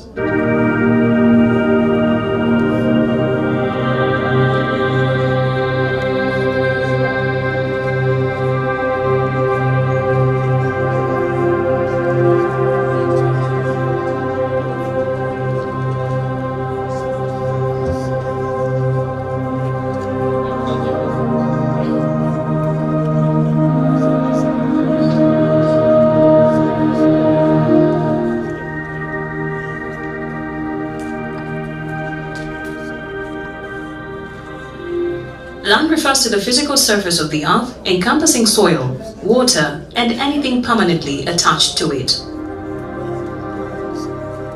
Operation Wealth Creation, a Ugandan presidential initiative launched to transform subsistence farmers into commercial operators and boost household incomes, uses land as an essential factor of production. I have led a mission called OWC. It has not been a very easy mission because when we were sent into the field as OWC, this factor of land, we found it to be the most distorted factor of production. Without secure land rights, land becomes dead capital. The use of land to support production depends on the level of security of land rights. The Ministry of Lands plays a very critical role, a very critical foundation role in supporting implementation of Operation Wealth Creation. We focus more on ensuring that owners of land acquire legal documentation. It is the foundation of everything before wealth operation creation can come into focus on directly converting land from being subsistent to being commercially used. On this note, I thank HE, the President of the Republic of Uganda, General Kaguta Museveni, and the Chief Coordinator of Wealth Creation, General Salim Saleh, for the support, the zeal, the guidance, and the resources for making sure that the ministry is able to carry out its foundational role of registering land for subsistence families, clans, thereby handing it over and helping people have legal documentation before they can interface with investors. From our side, before wealth creation comes in, there must be guaranteeing of land tenure rights for the landowners. Uganda has nearly 70% of the land as customary tenure land. Most of it is not registered. Most of it is subsistent and not utilized. Most of it is guarded primitively. OHTW Minister and all viewers, we are going to, that's what we've been discussing. We are going to give you a link on how we are going to share this information to everybody. Kubanga information yeyo mpanvu ogyetaaga onakulamba tugenda gibaweereza okwakubalaga engeri gye mujja ogifuna okuva mu ofiisi eno. Akaseera kano nsaba twanirize General Chams atubuzeeko muwulira muwulizi ku by'ettaka mu dakiika 2. Oyo yatuyigiriza time. Bwe tubwavaako tugenda kuwuliriza mukadde waffe Alhaji Nadduli naye atubuuzeeko. Era naye wa dakiika 2. Tuzzeeko ssenga waffe Maama Saida Bumba Nemmeeya waffe tulinayo wano omulungi omu ku bakatukyaza ajja tubuuzaako mu bigambo bibiri kubanga eye amanyi ekitundu kye bwe kifaanana ne RDC. Ugende mu maaso. Oweekitiibwa Minisita Honorable Gahare Baram, Oweekitiibwa Minisita Judith Nabakooba, Minisita wange wa Lands yantwala,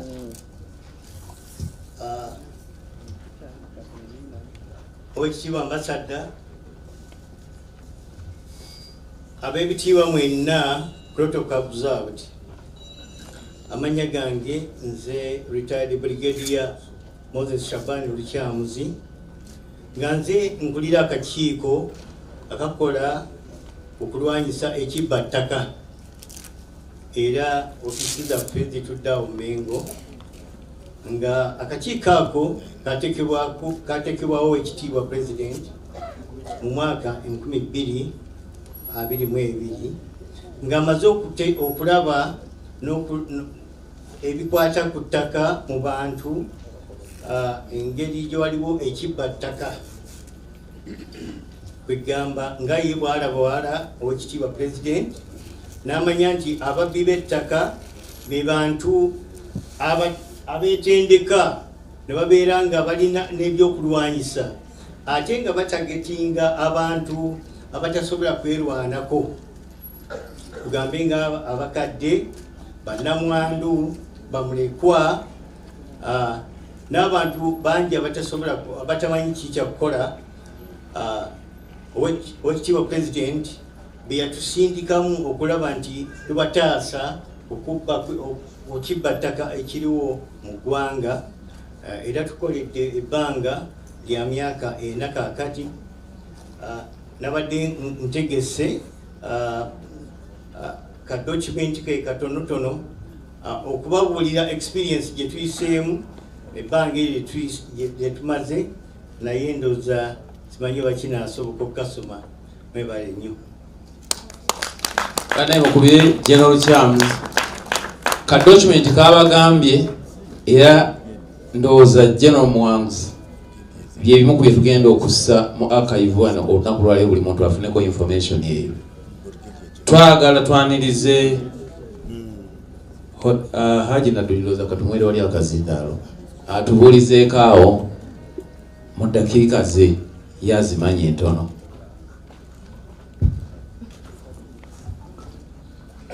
Fuula Haji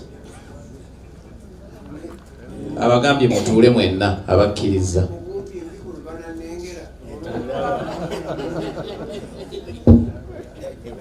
Assalamu alaikum wa rahmatullahi ta'ala wa barakatuh. Oluvannyuma okubaaniriza n'ekiramuso kya Katonda ekyo nange neeramusa nammwe ne mbalamusizaamu abavudde okumpi n'ewala. Kino kyakwewoona nakweyagala nga bwe tulinaanaganye ono bwe twewaana era ne tweyagala kubanga we are the founders of this revolution. Banaye obugalo twali batono, si bayivu nnyo, si bagagga nnyo, naye nga they are the people committed for their country. Ne tuvaayo ne tukola ebyakolebwa bwe twakosa bwe twadduukirira naye abaakosebwa bazzukulu baabwe kati ate be bagagga. N'olwekyo nno omulimu guno gwe tulina ogw'ettaka twasalawo bakadde baffe okutambula n'abazungu mu nkola y'ettaka ey'abazungu ab'e Bulaaya.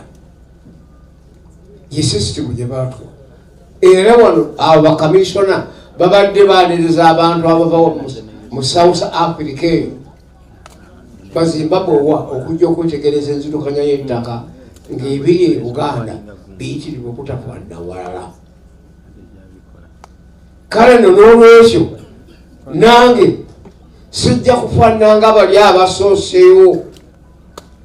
Nja kugamba nga Bayibuli bwegamba tinnateekawo ebinafu byange ku nsi ndyoke nkwasa ensonyi eby'amaanyi amangi. naffe abatagenda mu matendekero ago twatendekebwa bakitaffe era okkakkana kubanga njagala obakakasa kitange omugenzi ali Nadduli yali mulamuzi wa Ssaabasajja mugombolo naye kapeeka oluva era nankolerako okutendekebwa ku mulimu nga bwe mbavudde ku ssomero ekomawo mu biseera by'omisango nze mbeera omuwandiisi jjukira nti emboozi zonna ozitwala ebibuuzo n'ebyanukuddwa byonna obigiraki obitwala kandi embeera trained era nyina n'omwana wange nagamba ti gwe ntambudde naawe nnyo naye nkola amera saagala kuba kubuuza ekibuuzo ti gwe watambulanga ne mwami Nadduli kino yakigamba ki ng'omunyalidde awo ne bwe ndiba nfudde omuzimu gugenda kuvaayo gw'okutuge ng'ekibonerezo ebintu tujja byogera mu luzungu naye akibagambye kale nno nawano omusango gwe ebintu bino geno biyingiramu okitiibwa the retired general Salimu Saleh yatuyita naye ogenda okukkakkana twesanga bwesanze musasa nga Yusufu yagendanga alonda ono mububi ono mubazi ono muwoza ogenda okukakkananga bonna skills zaabwe ziri awo naye nga talina college eze gyeyabagira ki gyeyabajja kale nze ne maama waffe Mumbejja nitubeera nga tulindinga akakiiko ako akakapeeka Land Bank ne bannaffe abalala tubeeranga 10 naye omulimu bwe twagugwako okiraba Omumbejja yajjawo ng'ali skilled in law ne bandeeta nga ndi skilled mu kalica y'ettaka n'enkozesa yaabyo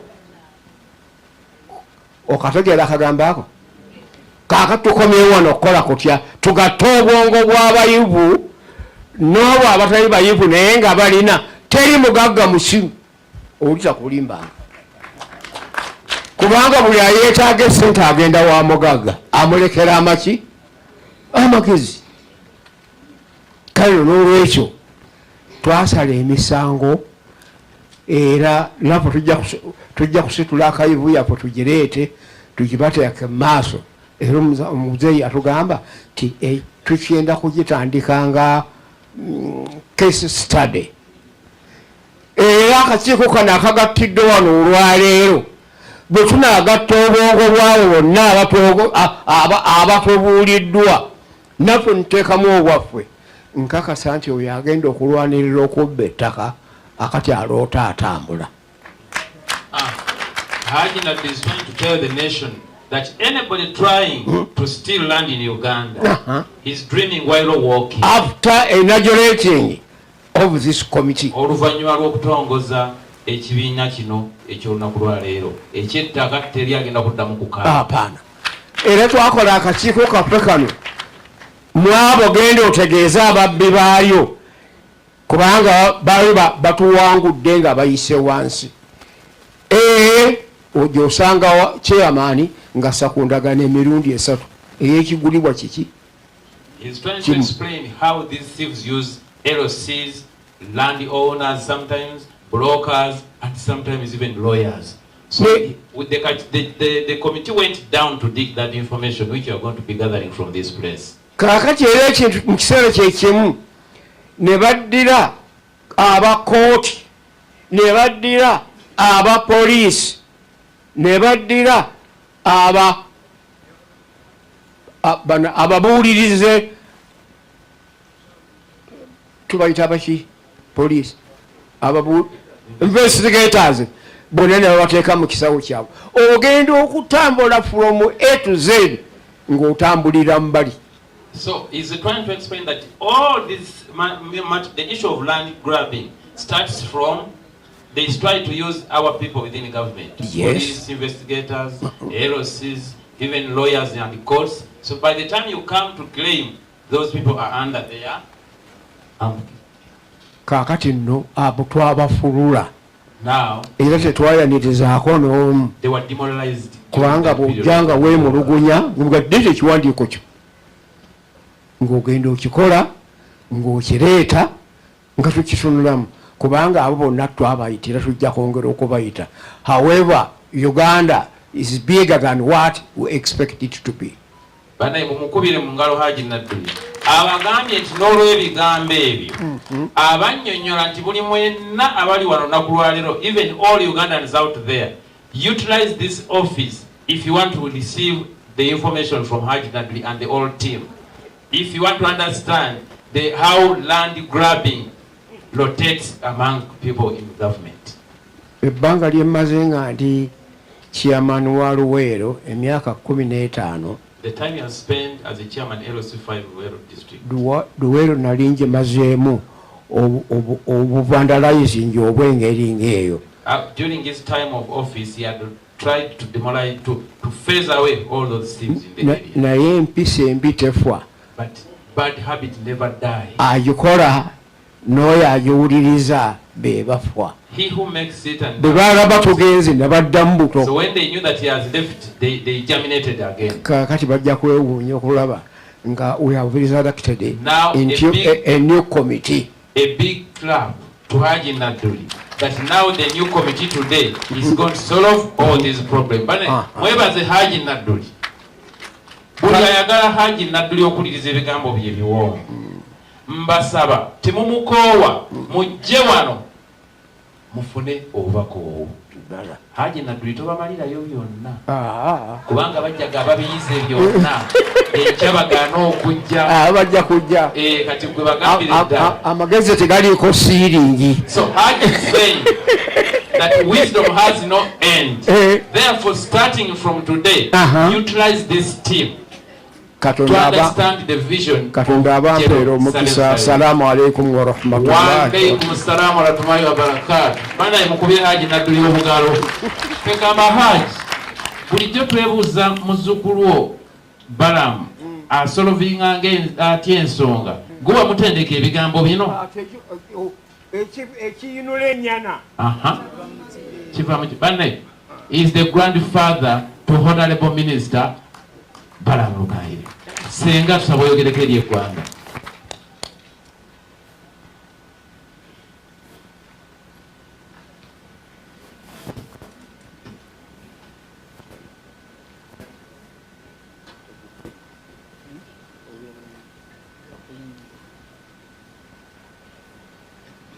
Mukama mulungi ekiseera kyonna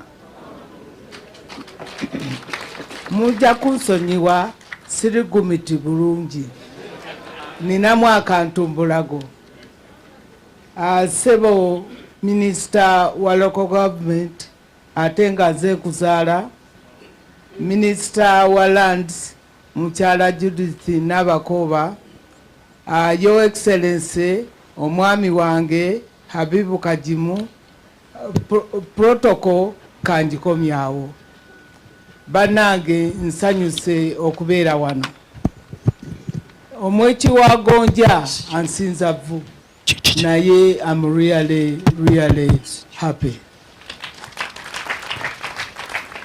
Nze nno mbadde mulanzi mubi ku by'ettaka kubanga bwe twatandika programs ez'okujja abantu mbwavu nga nze mbagamba tezijja kukola. Okuviira ddala ku buyivu bwange ne byenkoze byonna. Mu finance mumanyi nali chief planner wa government. Nengenda mu energy ne mu ministry y'ekikula ky'abantu yonna ng'akola n'abantu. Naye nga buli awali obutakkaanya bw'ogenda okubwanalizinga osanga gabuva ku ttaka. Abooluganda, abakyala, abaana, ab'omuliraano, obutategeeragana obusinga obungi buva ku ttaka. Genosale bwe yali atandika kapeeka namugamba nti gezaako naye tojja kufuna kyoyagala. Lwaki? Kubanga ettaka lyonna lyonna eryetoloddewo lirina conflict. Ate abantu nga tebasobola kukola abalinanyeewo okufuna omugaso mu industrial park nga tebakozesa ttaka. Uganda tuli balimi era obulimi bwe businga okozesa abantu abangi, ate okulima weetaaga ttaka. N'olwekyo wadde tufubye nnyo era njagala bannange mwenna mukubire Jenosale mu ngalo alwanye n'operation wealth creation, najja abantu abatali mu man economy n'abajja ku bitundu 69 n'abatuusa ku bitundu 31. Obugalo bwa Jenosale bannaye senga tekyali conflict za ttaka twalibadde abantu abo abaavu ennyo nga tunaatera okubamalamu. Naye buli wootuuka bwe baleeta emmwanyi oli atyo zisimba kubanga talina bwannannyini. Kati muwulidde n'abakatale ke baaguze basubulirewo nabo bali mu buzibu. N'olwekyo nze experience yange gye ndeeta mu kakiiko kano ya land as a factor of production. N'olwekyo bannange njagala okubasaba mwenna mwagala ssente, waliwo atazaagala. Abaagala okufuna ssente mujje mwetegereze by'ettaka kubanga essente ezisinga wadde waliwo service industries mujja zikola nga ziva mu ttaka. N'olwekyo bannange mujje wano. Era nze Jenosale yampa omulimu, nze nkulira komiti gye bayita expanded land use balance sheet. Byafuna tulifunamu tutya, tujjawo tutya endoliito abantu baganyulwe mu ttaka kubanga ettaka eririko endoliito terikola. Oyita ku ttaka likoma eri n'eri nti nannyiniyo yafa abaana bakyakaayana, nti namwandu baamugoba ettaka liriko kaviyeeti. N'olwekyo bannange mutuwagire mu komiti eno tukole ekyo ekigasa abantu, namwe mwenna abali wano kijja bagasa, tubeere nga tugenda maaso okuggyawo conflicts eziri ku ttaka. Nze neeyama ndi ready to work. Muyinza okundaba nga ennyama eweddeko naye ndi ready, nja kuba gumidi, nja kukolera ddala. Bannange mwebale nnyo, mwebalire ddala. Era our teammates, I want to congratulate you, Professor Chigula, Mumbeja, my own Dr. Odoch, Neaji Naduli, bannange mwebale, mukoze nnyo, mukoledde ddala. Naye abavo awajeno omwana owaffe omu gwe tulina bw'ati Jenosale Musale, tumusabire emirembe, vision bearer n'amagezi gamweyongere, ne His Excellency amuwabula oba amuwa ebiragiro, naye Mukama amutukuumire. Wassalamu alaikum warahmatullahi wabarakatuh. Bannaye obugalo bwa ssenga waffe Mama Saida Bumba. She was trying to elaborate, just to give us a summary on how this office is going to be used. So it's rotating about utilizing information which is going to be available in this office. Before I invite the RDC, we take this opportunity to welcome all the people that have come here today. We have people from security organs, police, army, religious institutions, business community and people. Our only Arthur Bainomugisha, and your team, you are most welcome. Those are the brains behind land matters. Our brother Joseph from the younger brother to our brother Honorable Mau, he's our representative in the north there concerning about land issue. Now the team called Brain Jenosale is here, presented by our only Dr. General David Plukol. You can stand up for recognition. Eyo team empabuzi eyamba General Sale ku nsonga zonna. Those are his advisors. Mama RDC, so RDC, nsaba gyobuzeeko ku bantu bakakase nti mu kitundu mwe bali security eri ggulugulu. Mbadde nsaba mama Mayor Kisokojje. Mayor, sooka obuzeeko ku bantu then ndyoke njogere.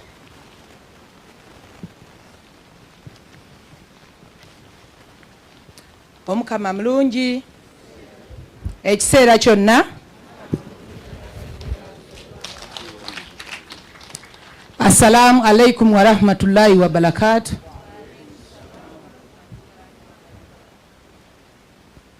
Baminisita baffe abalungi abali wano olunaku olwaleero, abagenyi baffe abakulu, buli omu mu kiti kye, abakuumaddembe abali wano, Bannagombe division n'abavudde mu byalo ebiriraanyeewo, nsanyuse nnyo okubalaba. Erinnya lyange nze Mbabazi Hawa Nnyindo, nga nze Meya wa Gombe division.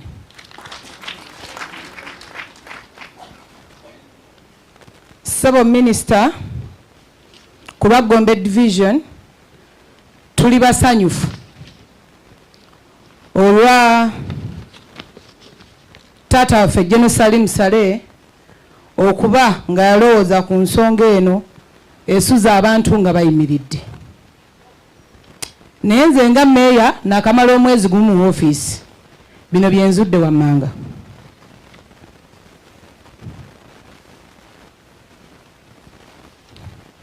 Ebiremezza bannayuganda oba ebinaalemya n'enkola yaffe empya, abantu bennyini abali mu zi offices bakubagana ebikono. Woofiisi eri waggulu tayagala kuteeka mu woofiisi eri wansi kitiibwa, ate nga woofiisi eri wansi yemanyiibwa ino abeera ava wansi. For example, muno tulinamu omwami ajja asumbuwa abantu bamuyita Nathan Bogi, agamba akola mu president's office, atuuza n'ekiiko mu division yaffe nga Meya tamanyi, DPC tamanyi, nga tali mukulembeze yenna akola ki? Naye najja n'atuuza enkiiko z'ettaka ezinyigiriza abantu. Olwo najja nga banyigiriza abakadde abalina ebibanja, babakande nti temulina byogera wano, we mutatuwaako eka bweziti tetujja kubaleka ku bibanja byammwe. Ensonga ey'okubiri, ndabyeko omukadde waffe wano General Shaban Luchamzi.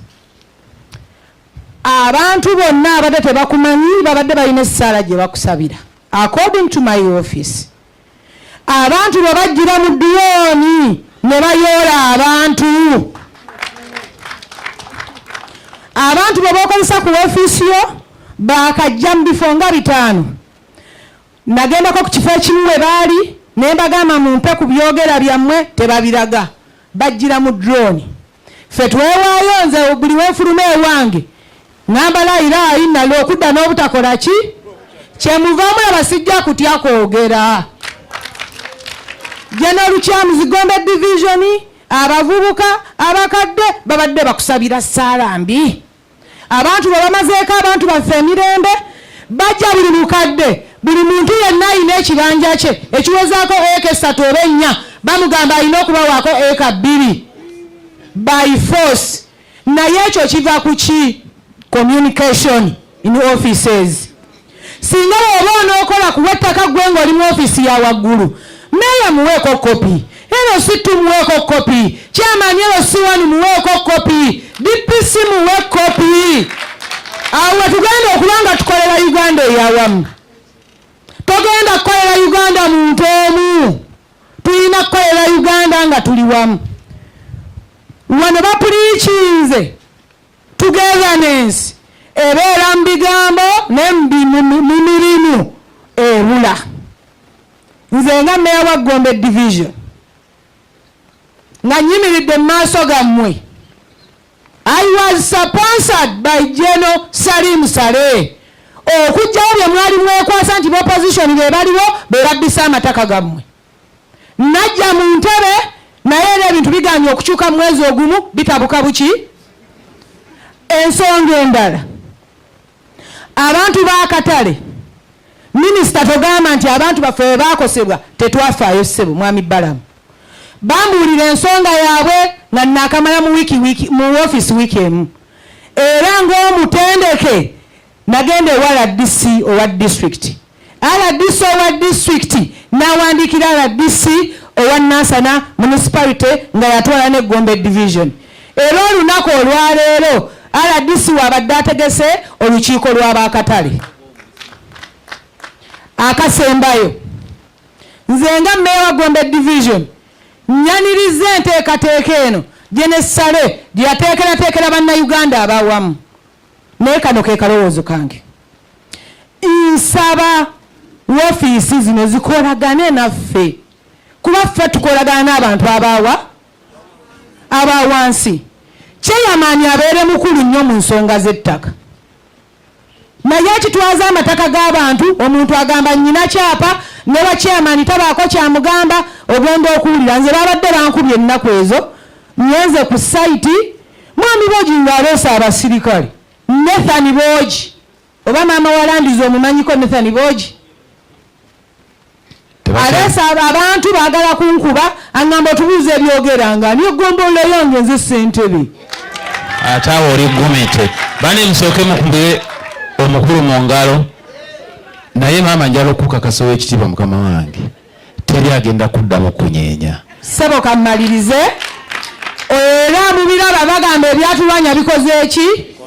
Kani imagine ne tujja ku mukolo guno nga nawe disite yaweereddwa bbaluwa mu butongole emuyita wano ate nga yakulira security mu Nansana municipality. Kitegeeza naffe ffennyini abakulembeze tetunnakola ki. Muwe woofiisi zaffe ebitiibwa ffe twajja kuweereza abantu. Nze mpeereza abantu ku bwereere kubanga mbulamu okuba n'emirembe. Abaana bange basoma, abaana bange beebaka kuba pulezidenti yaleeta emirembe. Ffe tugenda kubaweereza era tetugenda kukkiriza abanyigiriza. Ekijja kikole ki? Tusaba woofiisi eno ejjekolagane n'ebitongole ebyowansi emanye nga amazima n'obwenkanya kuba Katonda n'ensi yange. Salaamu alaikum wa rahmatullahi. Wa alaikum salaam. Banaye mwebaze maama ono olw'obugambo bwe. Naye njala otereezaamu wakano mukulu wa RDC agenda okwogera ne Kristiom y'omu ku organizer b'omukolo guno. Lwakuba tindowooza ebbaluwa yabadde tagikutuusizzaako oba mu bigambo naye y'omu ku organizer mwenyinaze. Genda mu maaso ssebo. Kituufu comrade ndi walana. Kituufu nnyo. The Honorable Ministers, Mama Judith Nabakova, Minister w'ettaka, Honorable Minister wa Local Government, Minister Balamu Barugahare, Your Excellency the Ambassador, General Luchamuzi akulira akakiiko k'ettaka mu office ya President, our senior citizens, Muzeyi Honorable Naduli ne Honorable Mama Saida Bumba ne Mama Sara Kizito, abakulembeze mwenna aba Nansana municipality, Comrade Diso yimirira ko katono bakulabe. Diso waffe akiikiridde DPC ASP Bero, mama waffe Meya Mama Gombe, muzeyi waffe Muzeyi Makinawa ya Dozereti, muzeyi wa kazi gumi. abakulembeze ba NRM mu Nansana, Comrade Isima nammwe mwenna aba NRM, basebo ne bannyabo, omukama mulungi ekiseera kyonna. Nze Charles Lwanga nkiikirira President mu Nansana municipality ate nga myuka RDC wa Wakiso district. I recognize also my brother Comrade Ragadi. Basebo ne bannyabo nze ndi musanyufu era ngenda kubeera brief. Ekisooka security wano weeri gulugulu twakikozeeko kubanga nze mpulira ebyokwerinda mu Nansana municipality.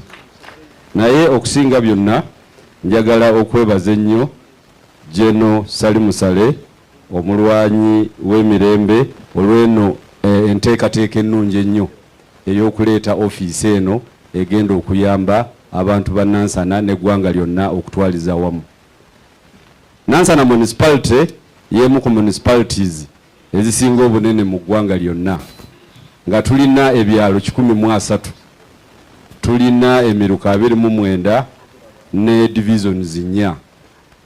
Nansana eno y'emu ku municipalities oba ne districts ezisingamu obubbi bw'ettaka. Abantu baffe abamaze okuganyulwa ennyo mu nteekateeka ya PDM n'enteekateeka ne programu za gavumenti endala naddala ab'ebibanja babonaabona nnyo ne balandi grabbers. Abantu baffe babonaabona kati weesanga maama Honorable Minister ne Honorable Minister Balam weesanga nti offices zino eziteekebwawo President okuyamba omuntu wa wansi nazo ziri compromised. Abantu bano ababbi b'amataka balina ssente mpitirivu. Ne bw'ovaayo ng'omuntu okulwanira omuntu wa wansi olemesebwa because these land grabbers are connected. Oba wakayingira mu nsonga ogenda okulira ng'essimu endala ekola ki ejja. So ffe tuli basanyufu nga Nansana nti ofiisi eno eteekeddwawo. Tusuubira nti omuntu wa wansi President gwe yalwanirira agenda kufuna obuweerero. Ensonga ey'okubiri wetlands nazo ziweddewo. Bano abannema simanyi kye bakola. Bwe baba bajja mu bitundu byaffe okola operations tebatubuulira. NEMA has never involved us in the operations. Kati bw'ogenda mu Gombe buli awali entobazi wonna wonna eyiza waliwo factory oba waliwo alina activity gy'akolerawo. So tuli basanyufu olwa office eno okuba nti ezze ate ng'eteekeddwa mu Nansana municipality. Ensonga ya katale nayo bwe yali yakagwawo nze ndowooza nze nali omuntu owokubiri okugitegeerako nga maama RDC ankubidde essimu era ne meeting abantu ba katale bamanyi bulungi nze nga mbalwanirira n'ebbaluwa gye nasembeyo okubawa nayimiriza agagabbi ne ŋŋamba tegasobola kutwala katale nga tuli ne meeya mu bbaluwa yange ekigambo ekyo mwekiri nti teri muntu n'omu agenda kukola ki kutwala katale kammwe lwakuba wano mukyerabidde. Meeting yaffe eya District Security Committee ebadde etuula lwaleero ku katale okujja okumaliriza ensonga yammwe kubanga ffe nga DSC nze ng'omukiise wa President sisobola kubeera mabega w'ababbi nendekerera omuntu wa wansi. Munjulire nti leero tubadde tugenda kubeera ffennaawo. Kituufu maama? Yimirire okikkaatirize. Kituufu? Very good. Naye wantu wakyogedde. So abakulu bayinza okulowooza nkolagana n'agaffere. Nze nsibye agabbi ne bankyawa ne banjogerera naye mbeera wamu n'omuntu abonaabona. Naye ebigambo ebyo ebitono neeyanza nnyo neeyanzeege tutuule ntende security nzigumivu. Webale nnyo comrade Ndiwalana. Bannaye obugalo bwa RDC era ne wayimiridde wano y'omu ku ba testimony Aji Makinawa, who is one of the saviors, a man that came and stood before the committee and the general to tell the truth about Haji Makinawa. Sewe RDC tweyanziza nnyo. Njala otwala omukisa guno okuliko organizinga abantu baffe kapeeka team gye twatandikira operation y'ettaka. Kapeeka team mwani muyimirireko babalengere. Balatira team namwe muyimirireko for recognition. Abantu baffe balatemu etya? Kirema, abantu baffe Kirema Command Center. Then land reform namwe muwe ku mikono. Kati ntwala omukisa guno okwaniza mukkirize omulamu ogwatuleese wano gwe okutegeera era okulonkinga office eno. Nsaba mumpeeyo eddakiika entono nga sinayita abagenyi ab'enjawulo mukadde waffe Muzeeyi Kigula mumuweyo eddakiika ng'era abasomesa mbamanyi 3 eziyigiriza omwana omuyigirize oba ayigizika abannyonnyole ki LMC kyekitegeeza mu Uganda.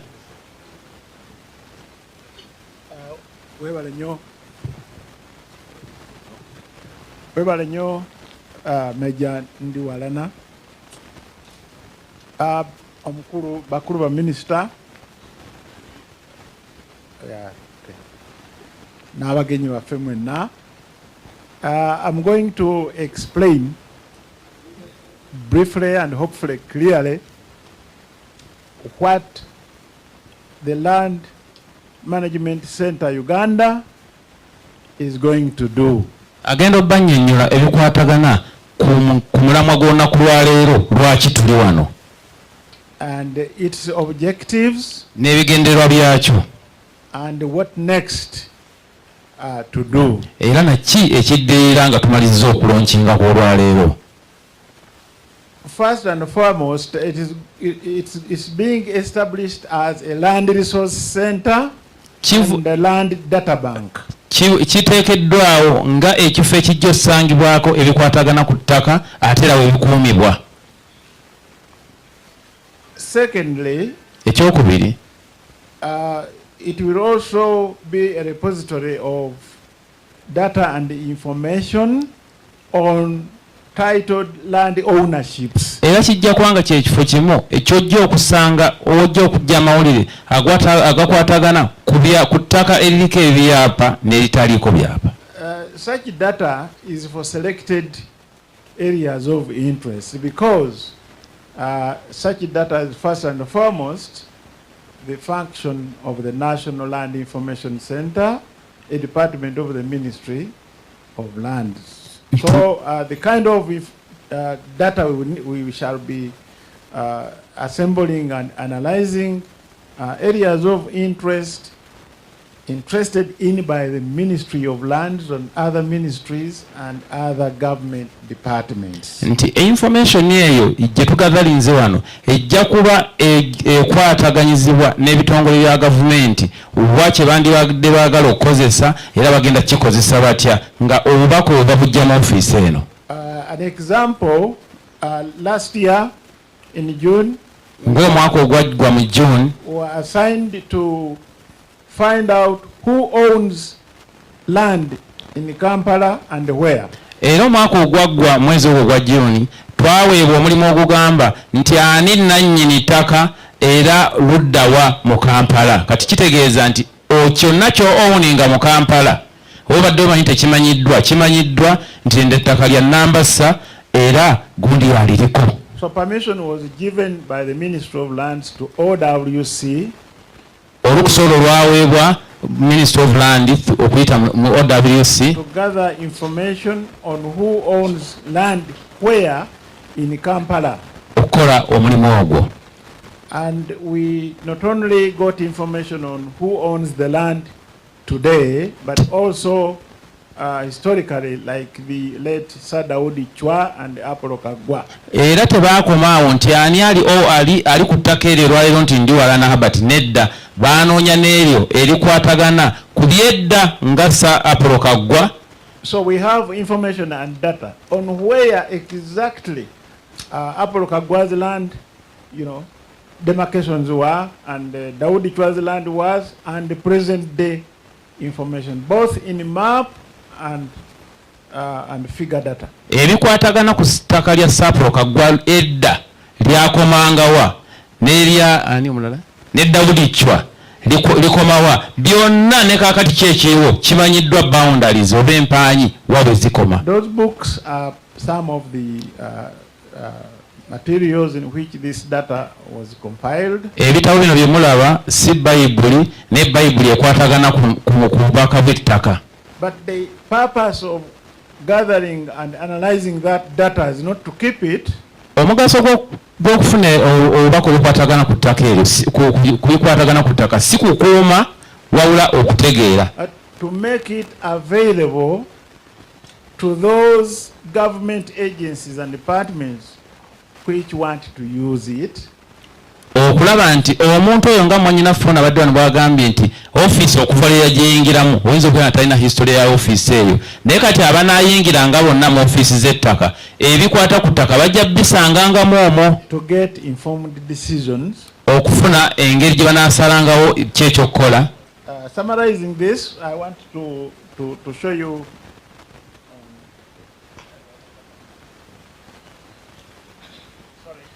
tagenda kuba muntu miggo ino office teri mu kibooko. So we are able to gather figure data, but also map details and content of land plots, their shapes, and the plot numbers, and who owns what.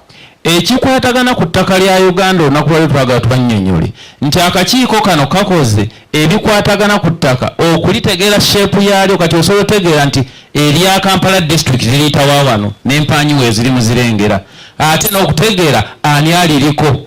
A small example here, government has departments. Nga kati ekisewuka gavumenti erina ebitongole.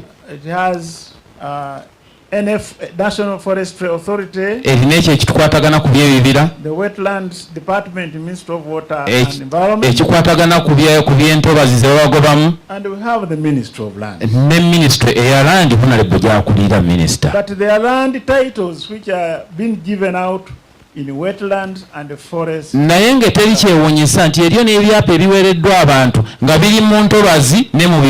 But the three departments or ministries of government cannot easily meet to identify who took illegally what in a wetland or forest. Kakati omugaso gwa kakiiko kano ne information gye mulabaawo nti ministry y'ettaka luli ebadde terina wejja bubaka nga buno okutegeera nti ani yakubibwa ettaka mu Wetland eyakubibwa ettaka mu Bibira n'otegeera nti ali wano naye kati information yonna tugirina wano olwaleero. Much as each of these departments have their own information and data, newankubadde office zino zirina obubaka obukwatagana ku by'ettaka bwonna, can help them know tusobola bayamba okumanya which title was given out in a wetland or forest and who and what time and date. Tusobola okulaga kati ekyapa mukasa kyalina oba kiri mu wetland oba kiri mu kibira yakifuna lunaku ki saawa ki era ani yasayiningako. For example, here I'm going to show you this is Nakaseke district. Kakati wano bakulaganga Nakaseke district. Forestry. Waliwo akataka kano kemulaba kalita bwabiika mu Gwaganda Central Forestry. Mulimu ebyapa biwerako bibino. There's some titles in that place. Plot 1, plot what zonna ziri wano. Ettaka eryo liriko ebyapa ne ploti. Naye temujjaawo abamawulire temukubawo ebifaananyi tetukkirizibwa kubiraga bino. Tetwagala banne mu kuba ebifaananyi kulaga ani aliwo era yafunamu bukyamu oba mutuufu. Okubalaga nti ebyapa tubirina tubiraba wano bulungi. Naye gwali eyo ng'ekyapa akifuna mu kifo kino mu Mankwetu tukiraba bulungi dde wakifuna na bunene kiboolinako. Ntobazi ebyapa ne plot number tubirina bulungi. Era naawe akwatagana ku by'entobazi minisita gy'oli n'abalala bwenna n'ebyapa tubirina ojja ne tukuwa data. Kale data oyo yenna we tuba tumuterese. Obubaka obwo bwonna we tuba tumuterese obukwatagana ku by'ettaka. Naffe tulina amateeka agatukwatako tetumala gamula. Newankubadde tukola kino tetuli above the law that governs the government or land. So the relevant government departments can always partner with us. N'olwekyo government abali mu department eyo basobola okukwatagana naffe okubawa obubaka obukwatagana ku kifo kye banoonyerezaako. We provide that information. Obubaka bwe tubukuwa. Lastly, ekisembayo is about land deconfliction. Engeri abantu gye bakozesaamu ettaka mu bukyamu. The confliction is to demobilize land disputes. Engeri gye tusalamu oba gye tukwataganyaamu embeera ezikwatagana ku bukyamu bw'ettaka. Yeah, we shall entertain situations tujja kukwatagana in which there are serious land tensions, awali emitawaana emizibu ddala egikwatagana ku ttaka, we shall be offering support tujja kuba tuwa obuyambi for negotiated settlement of land disputes. okulaba nga tutereeza abantu mu butebenkevu nga tetugenze mu makooti naye ne tusala emisango oli naafuna ekiki. Naye mpuliddemu akalala abakulu ke boogedde wano abakulembeze nga RDC. Have had something mentioned by the leaders include like our RDC omukyala mayor ne LC and the mayor and the LC. Nja kwebuuzaako ku mukulu atutwala. I'll inquire from our vision bearer oba kinaasoboka okuteekawo akawofiisi if we put a meeting point with them akasobola okubu advisory okubuulirira abeebuuza ku by'ettaka, to see how we can help on those that come here to inquire about land. So in summary, n'olwekyo nga tumaliriza, we are not a department of the Ministry of Lands. tetuli kitongole ekiri mu Ministry of Land, but we are an organization preparing to give support naye tuli ekitundu oba to the functions of government, department esobola okuyamba okuwa information Ministry ya Lands, so that they can use our strategic land intelligence okusobola okuba nti bakozesa information ife gye tufunye on ground okulaba nga basobola okuvinga emisango gyabwe, effective plans and decisions. okukola ekyo ekiba kyetaagisizza nga baagala otebenkeza emirembe. And lastly, ekisembayo, we are not a land dispute settlement forum. siffe abasalawo okusootinga embulobutto z'ettaka, but if our patron agrees, naye singa vision bearer waffe akkiriza, we shall put a meeting point here, tujja kusaawana ekifo ekyokusinkanangamu, abantu they can get land advisory, so that people can come here for advices before they run into courts. Thank you very much. God bless you. Banayi mukubire Professor Kigula obugalo ene waffe ewajje no bagamba nti asanti sana. N'olw'obugambo olwo twebaza nnyo mukadde waffe Professor Kigula. We have done a good job and we are still doing a good job, but the most important thing, let's pray for Uganda. We need peace. Ntwala omukisa guno bannaye okwaniriza His Excellency Ambassador Habibu Kajimu of Malaysia ayogera ku gye tuli. You're most welcome, sir.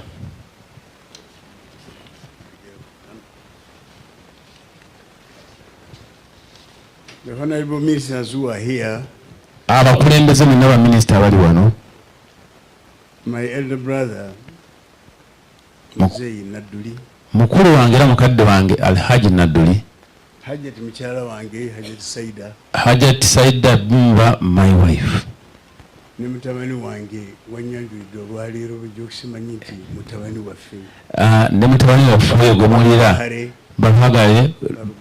Barugale. No. Barugale, anti manyi munne Muganda erudda. Barugale Balamu.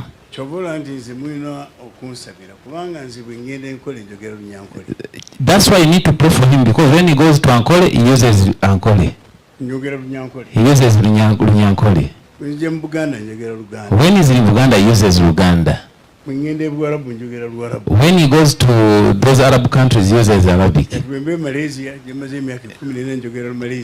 in Malaysia, he uses that language of Malaysia for the years he has lived there.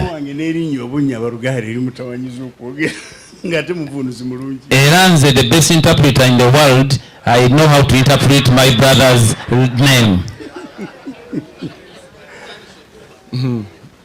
Mwenna njagala kubalamusa ekiramuso ekyaffe eky'ekisiraamu ng'era ekyo eky'abantu mwenna nti assalamu alaikum wa rahmatullahi wa barakatuh. I greet you all in the name of Allah, that assalamu alaikum wa rahmatullahi wa barakatuh. Kitegeeza nti emirembe gya Mungu mwenna gibabeereko, ffenna tuli bantu ba ddiini emu, ffenna tuli bantu ba. That the peace of God and His grace be upon us.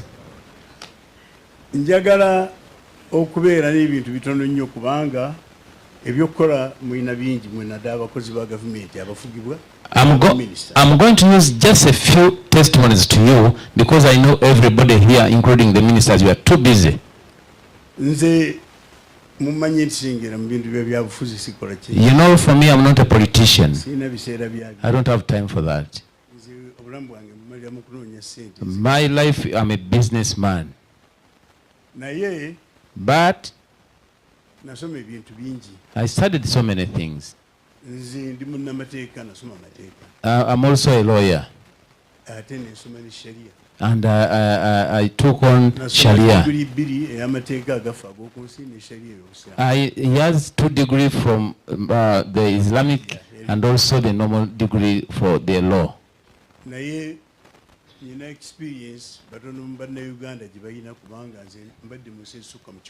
But I have enough experience or a good exposure because I've traveled this world.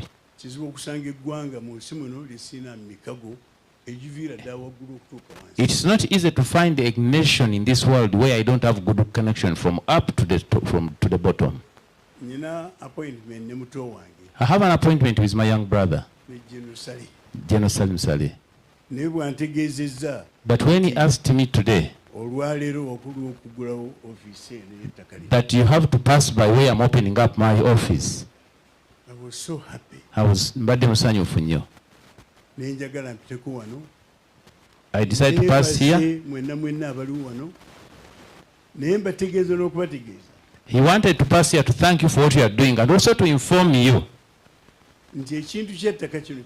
that the issue of land that you see today is the most important issue on earth.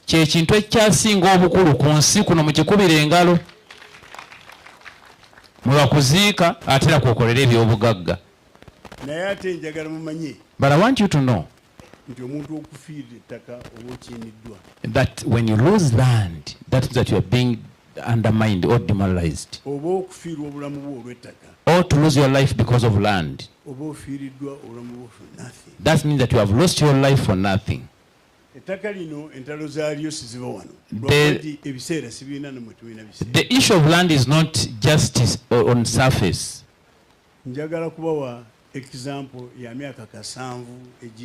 I want to give you an example of 7,000 years back. We are all religious people in Uganda. Others are Christians. You and even other Muslims.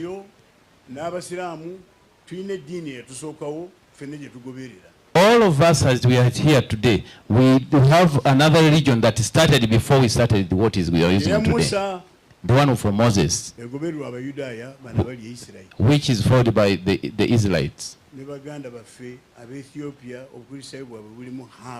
And also our brothers from Ethiopia, the Judah. 7,000 before.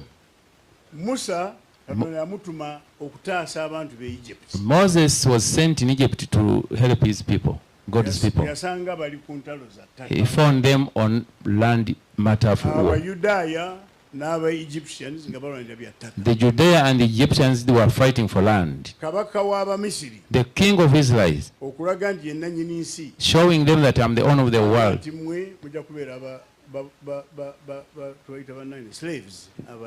Abaddu. And he was telling them that you will be my slaves. When Moses came, the one who was brought up by Pharaoh, he said, I've been sent. He found his people in dilemma of war. He told them these words. He told them that my people, I want you to understand that the land that we are fighting for is for God. He's one who made it. And he's the one who chooses the one to inherit it. Therefore, today I want to ask you one thing. Be patient, each one to solve land matters. Do good jobs. Stop killing yourselves. enkomerero ya byonna agenda okuwangula the one who finished the race yagenda okuva mu nsi muno ng'akozemu ebintu ebirungi is the person who lived this world when he has achieved wealth. ettaka bwe muba nga temukoze solution yalyo nga bannayuganda abali awamu bwe muba temukoze engeri ki gye munaatambuzaamu ttaka nga mwegasse wamu nga bannayuganda bwe tuludde olwaliro wano mu tenti muno, you will end up fighting a very unnecessary and unending war. mujja kuba mulwana olutalo olutagenda kukoma olutandikira ku kaasangwawo kaawo kadda n'akaleero. kifuna nti ffenna tuli wano nga twebaza muto wange Genosale akoze ekikolwa kye. That's why we are all here appreciating and thanking General Sale for his good visionary eye. baminisita bonna bazze ow'amataka owa local government abakulu bonna aba intelligence bonna mukuŋŋanya wano lwakubanga ekintu kino kyekigenda okutuwa eddembe mu ggwanga lyaffe lino okuliwangaaliramu mu ddembe ffenna nga tugulumizagana nga buli omu alina rights ze oba si ekyo tujja kulwana. The reason why you see all these ministers, other people, the protocol you know around, why we are seated here, is to make harmony about land. muyinza obutagatta ttaka lyammwe lino kati mulwanya. You might fail to hard up the issue of land. n'entalo eziriwo kati ez'amaanyi eziri mu Palestine. And you find like the wars you see in Palestine. nze ni musajja wa myaka 73 ndi mukadde. I'm already now 73 years. I'm an old man. naye olutalo lw'ettaka e Palestine. But the land conflict in Palestine, it's what is which we came before him. He was brought on us when they are fighting till today. What has made fail about land of Arabs and Israel is about land. It's the issue of land. The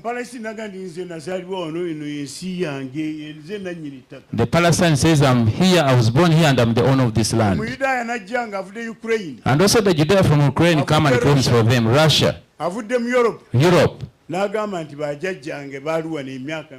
saying that all my great and great parents were here. That's my land.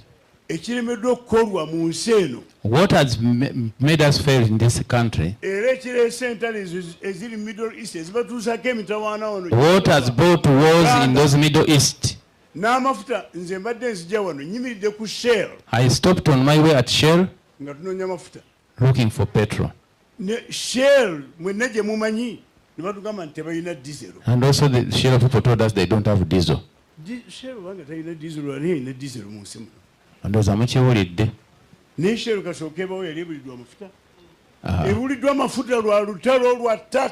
because of the war you see in Middle East there that has brought the scarcity of Can you make that link? Does that click in your brain? Ekyo banne musobola kukozesa obwongo bwammwe nga bwe muli bagezi ne mutegeera nti olutalo tuli mu kusolovinga wano e Uganda tujjawo ekyanda ekiri mu nsi ezo zikirimaanyi. Don't joke with land matters. I'm so happy to see that DC, she invited the sister, and she came and they declared who are the wrong characters. And he told the General Charles that they are praying for you bad prayers.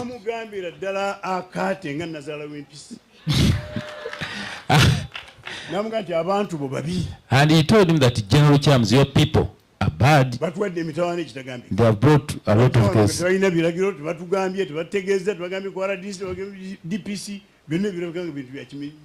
They come without following the protocol of security. But when President brought these people to help people, I want to give a testimony about General Charles. I've never been in his office, but I've been calling him for over 40 years.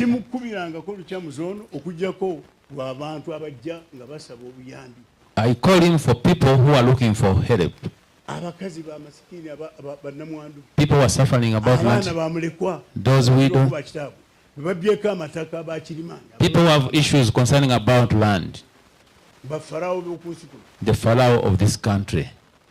naye lukyamuzi oyo tewali yali aganye okukwatisa emyange There's no- n'alemu okuweereza abantu. There is no any day General Chams has ever failed to respond to my call and also to respond to people's needs. Kyemulina okumanya nga mmwe abantu abayambwako naddala wansi. What you need to know, people who are going through suffering, Nti abantu bano abali waggulu. that people you see heading offices, President bakwasa obuyinza. that president give authority, Bamera amagirigimbi. some of them become too proud. Najja nga aze mu ofiisi ya Lukyamuzi. And when he comes to General Lucham's office, N'afuuka ka Napoleon w'okukyala. and he comes in and becomes another issue, Ne yeefuula ekintu ekirala ekitagambika. nga babagambye. N'olwekyo Therefore today, mumanye nti si Lukyamuzi yabagambye okukola. it is not General Chams that sends them to Era do si that. Museveni yabagambye nti genda olyaza amanyi. And it is not General 7 telling them to go and torture people on the issue of land. Oli opposition n'oyogera nti Museveni agezaako okubba ettaka. If you are an opposition person and you say that it's Museveni stealing land, Cheap popularity. That Which will not serve your interests. awo oba onoonya At the end. omuntu wa cheap popularity ye muntu ajja mu kifo ky'okwogera amazima n'ayogera ekinaamusaasiza nga wano Honorable Balamu bw'agambye omukyala nti nedda birimu obuyaaye kozesa amazima. Kikyo kyennyini. N'olwekyo okuwaaba ne mwogera eri abantu bano ne batuusaako eddoboozi. Therefore, reporting to these Nagamba people, gwe Mayor Mulamba, Mayor, omuntu yenna ajja anongeze mu linnya lya Lukyamuzi olina essimu ye. when someone who comes from General Chams, Abantu bo alina ogikuwa. he will give it to you. Lyekka lyekkubo lyokka lumujja okumalayo emitawaana naye emitawaana gy'ettaka njagala mukulu wange ono ayimirire. Ono muntu mukulu. Haji Makinawa Mumulabo oyo is an elder in this country. Sebo baali tebakubbako ettaka lyo. But it was solved, sir. Siganje it was solved. No baba omuntu asobola okulumba Makinawa bettaka lye. If you can go and attack Makinawa, General Makinawa, Nze gwolaba siri wa majirijimbi. ono ye si muntu wa kuzimba, Siri wa majirijimbi, siri wa maggwa mangi. ono muntu ye wa wansi. N'olabe ettaka eryange bagezaako okulinyaga. If they try also to come and steal my land, Ne nwana nabo ne mu makooti emyaka 10. and I fight with them in the courts of law, Bagenda kuleeta mundu za Lukyamuzi. I never went there to bring General Chams' guns. Mateeka I went into the law okutuusa lwe nawangula. until when I won. Kubanga buli kyonna kyenkola kiriko empapula. Because whatever I'm doing, it's documented. Saakozesa extraordinary power gye nayinza. I never used my extraordinary power that I would have applied. Be nayinsobola okuyita bangi ne bagenda bannaye mujje mu. I would have invited so many people to come and be involved in my land matters. Nasigala mu maaso ga kooti emyaka 10. I remained in the courts of law for 10 years Ne mpangula. until when he won. That's why you see him looking nice today. Njagala okuba nange okubeebaza. I want to thank you, my fellow Ugandans, Okugoberera amagezi ga muto wange. that follow General Salim Saleh's advice Mugamba nti tusolvinge emitawaana gy'ettaka lyaffe wano nga bannayuganda. to say that let's unite and solve our issues of lands one on one, face to face, buyer to seller, dealer to LOC, and those people who are involved. Ekintu ekikulu ekitagenda kuvaawo wano mu Uganda. One thing that General Saleh has done here in Uganda, Information eno gyakuŋŋaanyiza n'akola data etagambika. the power behind a history concerning about land. Abasiraamu tuga nti amwadde Quran ennamba. The Muslims say, that's why I think Hajat Salah is there thinking that it's Quran. Ekitabo siraba nga ekitabo kisinga Quran bunene. I've never seen a bigger book than Quran Mu size. in size. Laba Sale byakuŋŋaanyiza ne ttiimu ye. N'olwekyo njagala okwebaza mwenna I want to thank everybody abakoze omulimu guno who have done this job ne muto wange with my young brother General Saleh mwenna okuŋŋaanya information eno. for gathering Buli this omu information. ettaka abbanga ne wamala nga waliwo information tosobola kuwangula. Mukiwulidde. Mwenna mwekwate mugoberere ebyo General Saleh byatugambye twekwate okusobola okumalawo emitawaana gy'ettaka lino. Banaye muwuliriza ekyo. Kulimalawo mu mukago. The only way to solve the issue of land, Kuggweera mu kulwana. Kuggweera mu kuttiŋŋana. we need harmony than fighting. tewali agenda kuwangula. Nobody will ever win by fighting. Waliwo okufa. When there's death. Ettaka lirina ekyama ekikulu kye musaana okumanya. The secret about land. Nti yadde abachina bwe mulaba abagezi abacreatinga buli kantu. That even Chinese that create so many things. Tebasobola kukola ttaka. They can't create land. Ettaka lyakolwa Katonda yekka. Land was created by God. You can't manufacture it. You can't cook land and make it yours. Ettaka Katonda yalikola n'aligamba nti eno continent ya Africa eri ya Asia eno ya Europe. Land was made that it has continents where it goes. Abagezi abo bonna tebalasobola kugeza continent ye n'agyongerako n'agigazia awamu n'amagezi gonna ge balina mu technology. All those island people, Chinese, American, they can't make land. The power of land is by God. Nobody will ever get land permanently. The land you own, look at people that have ever been on it. Uganda emaze wano abazungu bagita juzi myaka 7 kasoka tuna independence. 70 years since when we got independence. But our elders were here amataka gonna ge baliko n'abantu abagaliko sibe bagaliko olwaleero sibanganda zabe bagaliko abantu balala Katonda bakyusa. Ambassador kyagezaako bagamba nga ali mu kufunza era nga amaliza nti climax jabaga ettaka land belongs to God. But utilize it in harmony than killing one another. So if you don't, whatever utemise mwecho temugenda kuwa na mirembe. Mutawani wange barugahari nozane hajati oyu wajatu wetaka. Wagenda ke Malaysia hajati. Ono mchala wange chajabe ne Malaysia. Bonna bali bageze ke Malaysia. Kije musoko okulaba mba mulandinge Malaysia. Honorable Nabakoba, you have to be ready to go to Malaysia and Baram. And proper division and proper organization of the land. Because that's where you land. How people have utilized the land. Nobody builds in wetland, in forests. In the state like Kampala. The tree that to cut a tree in the city, you have to ask permission before you cut it. And they are the one to give you the post. They give you the musalamara to cut it. That's why whenever you go there, you say it looks nice. That's the testimony General wanted that to get. That Malaysia came to borrow money from Uganda, not the old Uganda, but from the king of Busoga in 1963.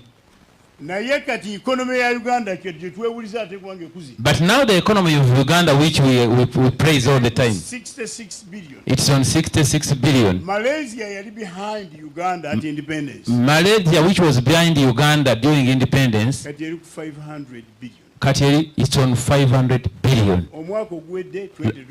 Last year, 2025, that's how it was. Malaysia.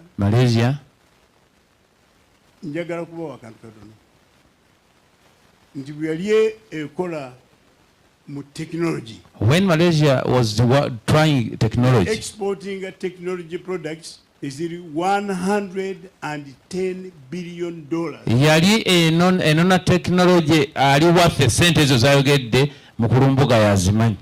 Nayenga India. But India has got 33 million people. India is 1.4 billion people. India is 1.4 billion people. They are exporting 3 billion worth of technology development. Yanona sente ezo zowulidde mu technology. Organization, okukkiriziganya, okugulumizagana, n'obutalwanagana is the only solution. Ekiteereddwawo olwaleero mu Uganda ekiro nkingiddwa kyekyokka ekisobola okuleeta eddembe enkulaakulana obugagga singa tetweyisaamu maaso. Allow him to stop from here so that he can leave us. Bannaye twebaze nnyo mukadde waffe Ajabibu Kajimu, ambasada waffe olw'amawulire g'atuwadde abannyonnyodde nti Malaysia gye tusinza yajja ne yeewolako wano mu 63 sente nga tezeewoze mu gavumenti ng'ezeeweze ku kabaka wa Busoga okukulaakulanya ensi yaabwe. Nga bw'onoova eri n'ojja n'ogamba nti Madamu Sylvia Mwewa tuwoleeyo sente tukulaakulanye ensi yaffe oba Tanzania, ne bazeewola ku muntu so si Uganda. N'obugalo obwo twebaza Haji, and we thank General Sale where you are viewing us for this visionary I, that people today have learned that Uganda is gold if we unite and keep peace. At this juncture, let me have this opportunity to invite our only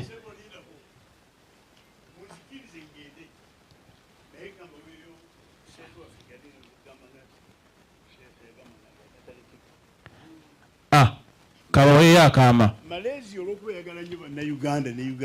reason why Malaysia loves, because Malaysia loves Uganda, we have a way relationship. Malaysia, among the things that they gave us,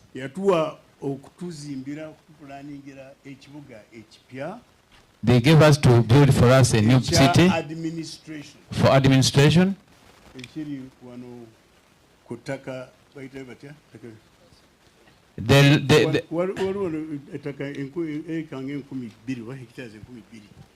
Abe Malaysia bajja wano ne balambula ettaka ne bali planningira ne ligwa okukola ne plans zonna. Let's clap for Malaysia. They promised to build for us a new city in Uganda as a gift to Ugandans. And they are not going to cost Uganda any coin. But till now, because of disunity and the land issue, it has not started. Between Indians and other people that are not mentioned, and some people in the kingdoms. How come that unbelievable and unacceptable. Delays the development of administration. Malaysia ekibuga ekyo kyagambye bakitusuubiza kizimba ne Uganda nakigalala naye kikyagaanya okutandika olw'ensonga y'ettaka eri kingdom n'abantu bimuwulidde. Indians are fighting for it and the kingdom. Now the investor cannot put there his money. Nenga n'ebitongole ebya ISO Uganda bakola the investigation ne bakola conclusion ani mutuufu ku ttaka. But the good still up to today. But the good thing, movement. All security organs and other investigators, they have come up with a report that we are the owners of that land. We are solving today the issue of land if we unite together as if. Otherwise we will not develop. Otherwise tujja kulakulana. Salamu alaikum Haji tusimie Naduli. So if Haji Naduli sits on the table with the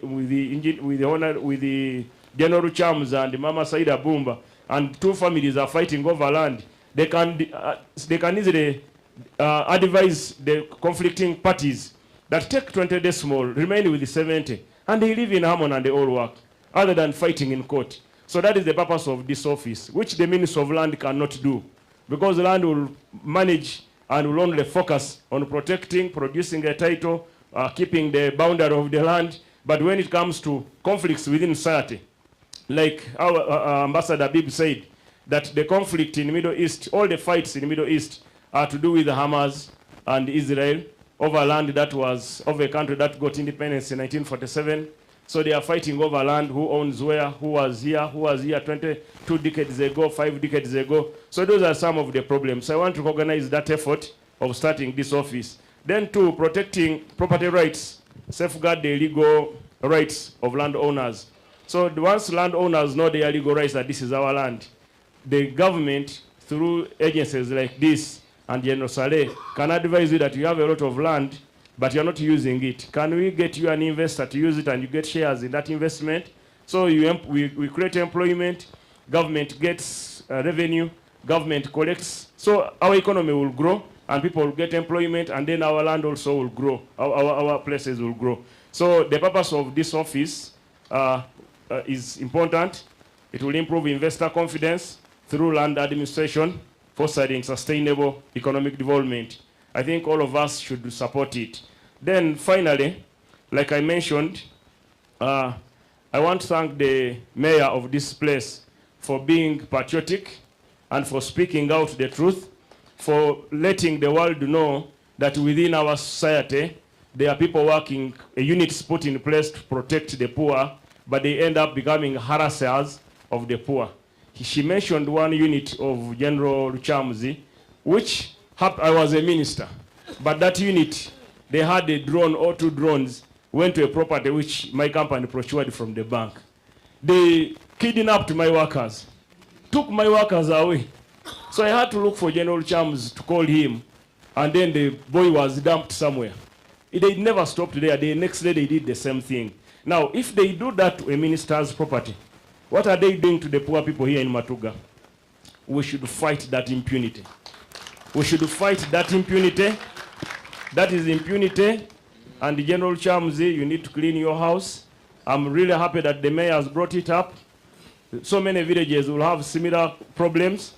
I keep watching things on TV. You see Madame Fiona fighting over land, protecting someone. Then you see General Isoke is also protecting. General Chams is protecting. All those units, there's another man called Sachamukama is protecting. All those people are good. But they need to harmonize and work in an orderly way, and also work with the communities. Work with the LOC structures as you go to a village to enforce. That will, and security. Because I want to thank General Saleh that he has Operation Wealth Creation throughout the country, but I've not heard anyone telling me that Operation Wealth Creation coordinator of Masindi, he has arrested, there's a brigadier, what is his name? Tingira. Oh, Brigadier General Tingira or somebody has arrested and kidnapped someone in a van, so they are calling Saleh for rescue, or Mwanguzi for rescue. That hasn't happened. So let's emulate the structure of Operation Wealth Creation with all these units put in place and work in close contact with the Honorable Minister, Madam Judith Nabakova. Let's work together to enforce the law without harassing and working for the rich or siding with the rich. We should side with justice, and we should side for unity. So I wish you well, whatever you're doing, all units, General Chams and everybody. Please do your work, because you supplement what we are doing as government, but the image of government is dented or smeared once bad elements work the same way how Kaka used to work. That is how Kaka, mwawulirako mwami gweta Kaka, owa Iso, nga abana be nga Kaka ye musajja mulungi. Nenga muzeeyi abeera atudde ku fangayo oba ku office ye, abaana ne bakola bye baagala. Naye ekyo sinakiwulira mu Operation Wealth Creation. Era njagala kwebaza agikulembera naye yagitandika. Ne advisor wamwe ye President Museveni. Naye yagitandika ye General Caleb. Njagala mwebaza nnyo nti mulina obuyinza bungi nnyo mwami muwanguzi, mulina structure mu Uganda yonna. Mbadde nkola wake up rally nga tutambula mu Miruka ne mu district zonna nga sinabeera minister. Naye nga ntukayo ne bangamba batuwa enkoko, batuwa kino, batuwa kino. Naye nga tewali angamba nti Operation Wealth Creation commander yazze n'abba ettaka. Nti oba yawambye omuntu n'amuteeka mu motoka. So tuve mu bintu bya drone. Tulekerawo ebintu bya drone. Era njala kukakasa madamu ngenda kulekera esimu yange. Abo abantu bebaddamu okujja okutawaanya wano. Nange nja kukubira CDF. We nanoonya General Saleh nga simulaba nga nkubira CDF. Oba nga anoonya muwanguzi nga mugamba naawe sindika counter force. Kuba kati tugenda kufula ensi yaffe y'abayaayi. Ojja ne drone n'owamba abantu ku kyalo. Olw'ettaka? No. That must stop. Ne watisa n'emmundu. That must stop. So njagala kwebaza President okumpa obwa Minister, ngenda kukolera Uganda. Abantu ba Katale wali wansi be bagoba ku Katale nga mwine ekyapa, abagezigezi mu sako ya mwenga befula abagezi nti bakikyuse. Tusabye commissioner wuli wali ayeyamye agenda tekako caveat ya commissioner. Watu twetagana okuteekako caveat ya minister. Ne honorable n'abakoba wanayimirira. Ajja bagamba ajja teekako caveat yaki ya minister. Kati koti wenajjako eya commission esangeko eya minister. Eya minister tulabanga enatera okuvaako nga tugamba teekako caveat ya muzeeyi. Eya President Museveni. Naye ataawo tetugenda kutuuka ku caveat ya muzeeyi nga tulina caveat ye kapeeka wano kumpi. Nga kirama wano nga ne office eri wano wamwe. Banadamu okubabba nga mwina office wano. Ng'ojja ng'ogamba Kigulu yasomesa abantu amateeka g'amataka nga mumubuulira nti sebo ababbi bazze nti ku luno bazze na drone oba bazze na bus. Batwala ettaka lyaffe. Bannange tuve ku bantu, tuve ku ttaka, abalina amataka nga banaku tubakwate bulungi, tubalage omugaso gw'okolagana nabo, tukulakulanye ettaka lyabwe bafunemu babeere ba shareholder mu kampani gye tunaaba tuzimbye ku ttaka eryo. Tulekerawo okunyigiriza abaavu oba abanaku nti kubanga tulina emundu oba nti kubanga amanyi balamu. Nze sirina ttaka lya kubba, nze lyange nkola ki? Nze ninganga muwanguzi w'ebulemeezi naye buli kyafunye kyakoze ki? Akikoleredde. Sinawulirako Philip Iduru nti yabbye. Sinawulirako nti ambasada Omukaramoja oli yabbye. Naye nga ndoye Omukaramoja amanyi General Sale, amanyi General Museveni, yali Director General wa ISO. Naye wengende Moroto bandaga ploti eringa eka 2 oba eka 3. Do you have a square mile in Karamoja there that you stole? Yes, let people learn that we don't need much. We don't need much on earth. Let's protect the poor. Tuyimirirewo ku lw'abanaku, tubakulaakulanye tubalage ekkubo. En office ejja kutuyambako ku ekyo. Mukama abawe omukisa. Bannaye obugalo bwa Honorable Balamu. Kantwala omukisa guno mpite mwannyinaze Honorable Minister Bunyoro gwe tuyita n'amazzi. Wano gumuyita n'abakooba ajja ayogereko gye muli.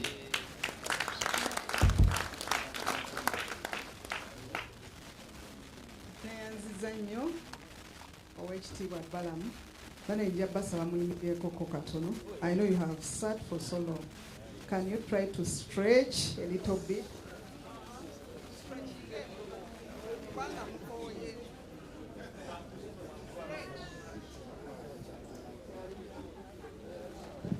Minister, abantu bagala okyukeko otunuleko eriwooti ostretching n'eriwooti.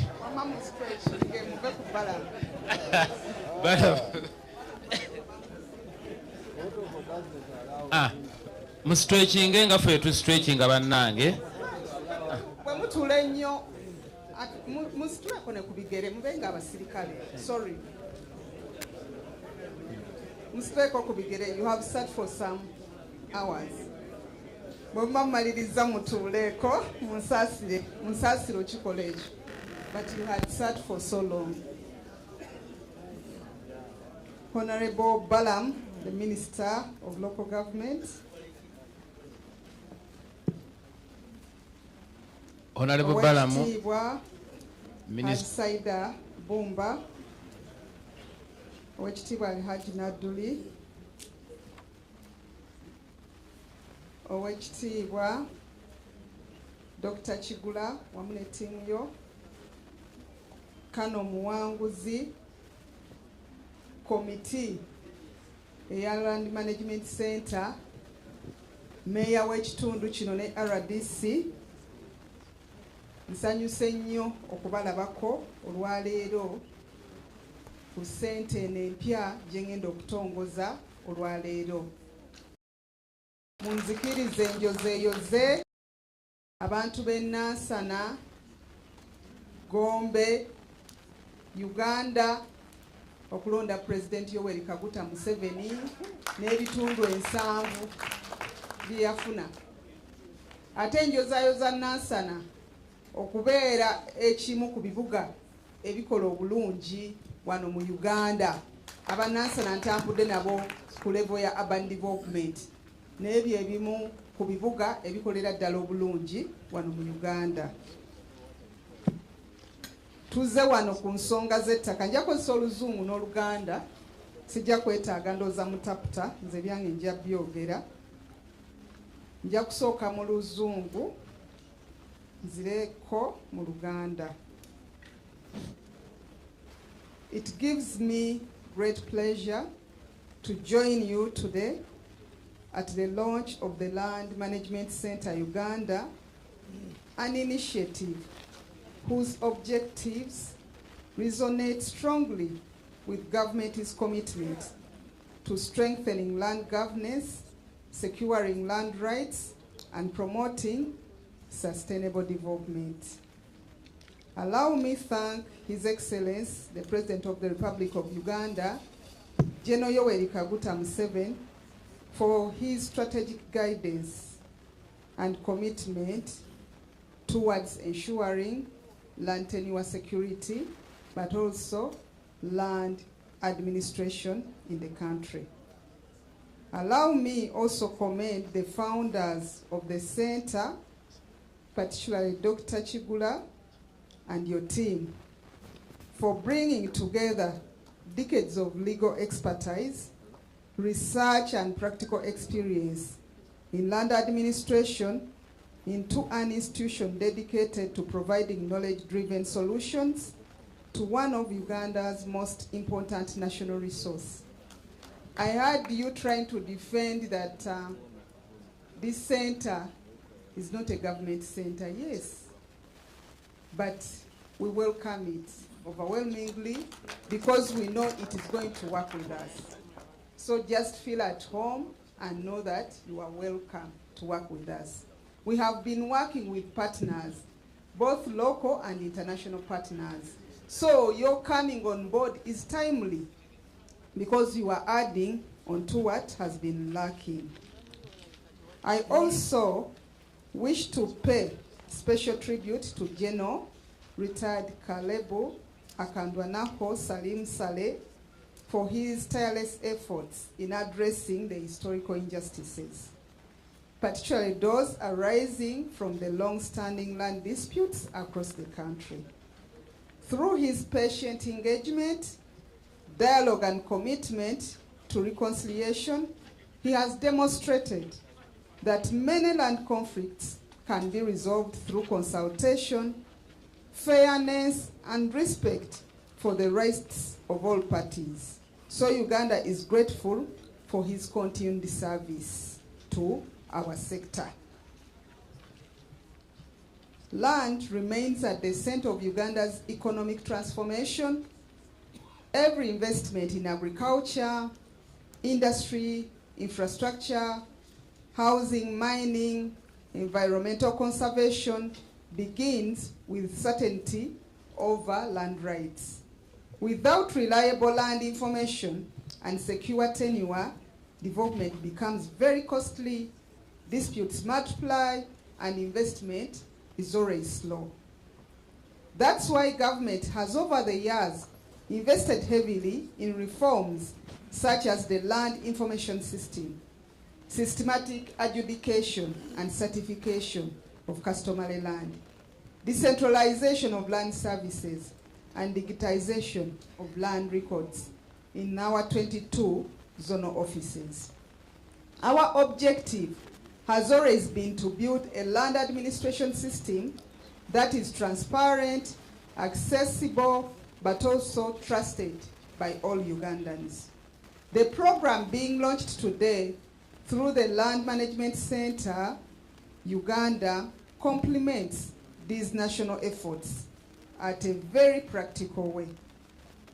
The proposed Land Resource Center has the potential to become an important knowledge repository that supports government with credible historical and current land information. It can equally support better management of customary land, which still constitutes the largest proportion of Uganda's land, but which remains largely undocumented. The center's who owned and who owns land where initiative is equally timely. Uganda has many disputes that originate from incomplete historical records, overlapping claims, irregular titling, and uncertainty regarding ownership over time. Building reliable historical ownership records can strengthen our investigations, can improve our planning as government, but also support lawful transactions and reduce opportunities for fraud. I'm particularly encouraged by the center's emphasis on reducing conflict within land, mediation, and negotiated settlements. Experience has shown that not only land disputes require lengthy litigation, many conflicts can be solved through dialogue, community engagement, and professionally guided mediation that protects the rights of all parties.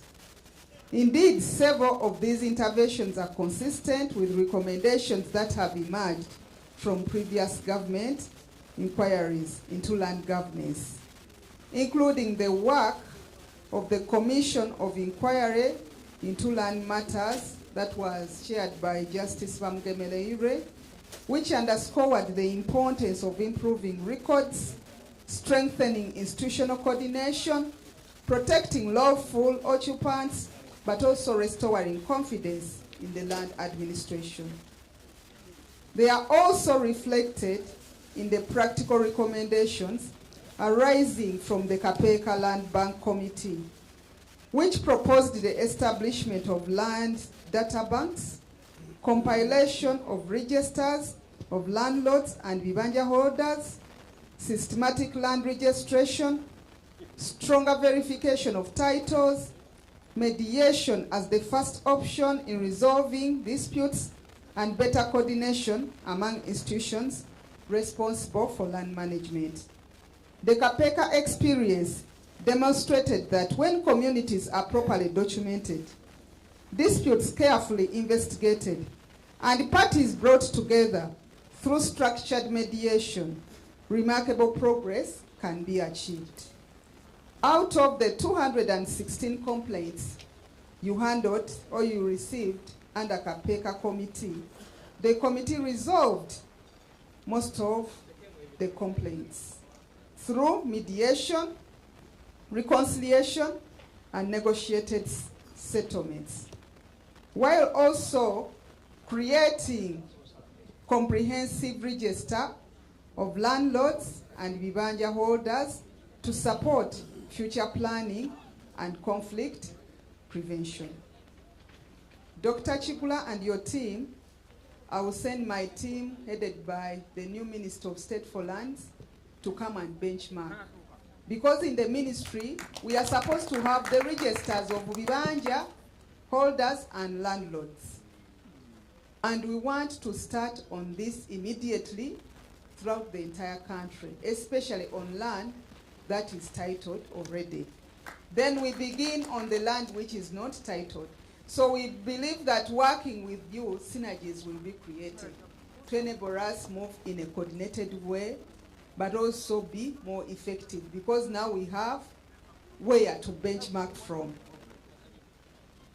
Then government also sees enormous potential for the center to support our national development through strengthening land investigations and verification of ownership, supporting zoning and spatial planning for agriculture, housing, industrial parks, and infrastructure, identification of public land and protecting it from encroachment, supporting systematic registration of both titled and untitled, complementing the National Land Information System with research, historical documentation, and analytical intelligence, supporting mediation and alternative dispute resolution to reduce costly litigation.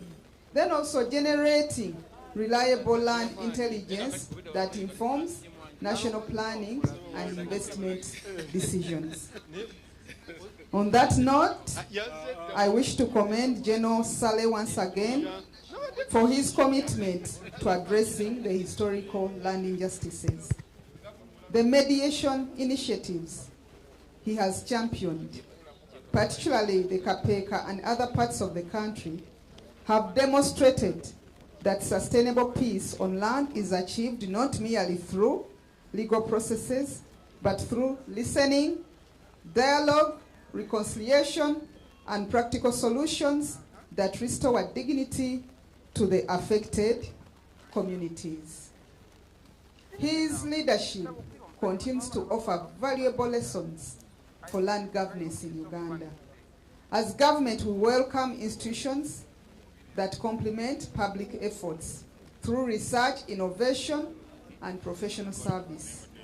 I therefore encourage the Land Management Center Uganda to work closely with the Ministry of Lands, Housing and Urban Development, the Ministry of Local Government, culture institutions, development partners, and all agencies involved in land governance, so that together we build a land administration system that is transparent, secure, productive, and capable of supporting Uganda's long-term social, economic transformation.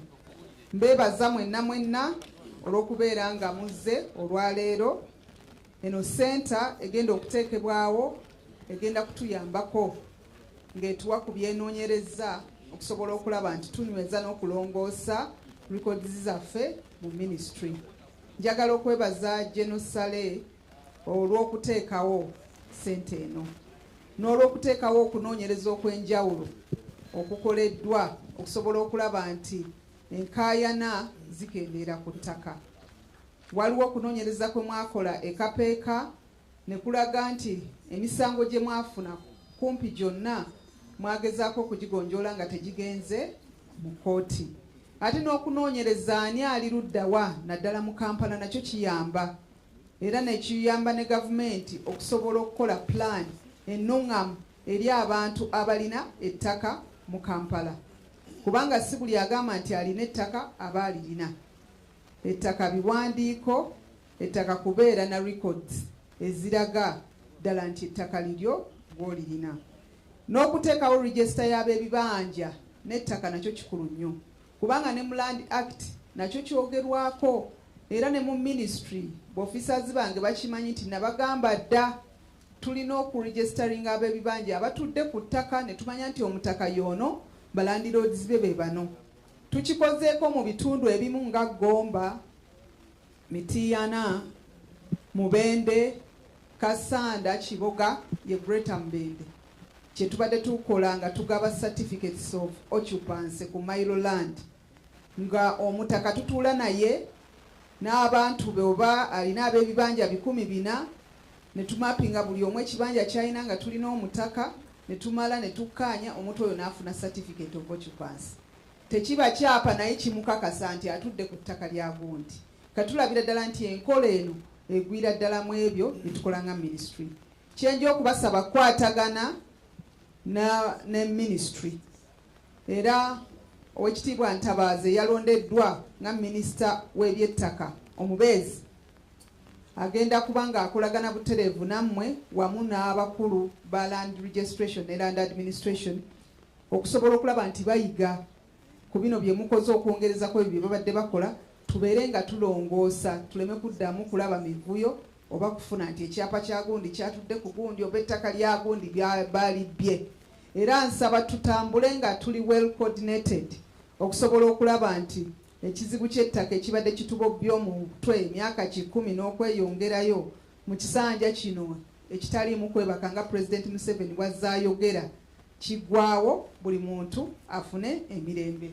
Ensonga za meeya ze yayogeddeko nkulu, naye nsaba RDC n'aba security nti bwe mwabategeezezza, bwe baba tebabategeezezza ne bwe bawongezaayo olunaku olumu tekikosa, sirowooza nti kiba kinene nnyo nti kisobola okukosa eba bitegekeddwa okusobola okulaba nga tusalawo. Dr. Kigula ne banno mbeebaza bwebaza omulimu gwe mukoze era n'ensiima Jeno, era naffe tugenda kugabanako ebyo ebitabo bye mwafunye, ani alina kiriwa e Kampala, ani alina kiriwa e Kapeeka, bituyambeko era bajja kujja n'okweyongera okumanya mwabikoze mutya okusobola okulaba nti nabo bafuna format gye basobola okuba nti batambulizaako emirimu okusobola okwanguya, kubanga luli oba oli awo bandigambye nti kabanoonye consultancy ajja abayambeko, naye kati tulina we tutandikira era ebintu ebisobola okutuyamba okubeera nga tutambuza emirimu. Ekirala tulina land policy, tuli mu kuddamu kugitunuulira.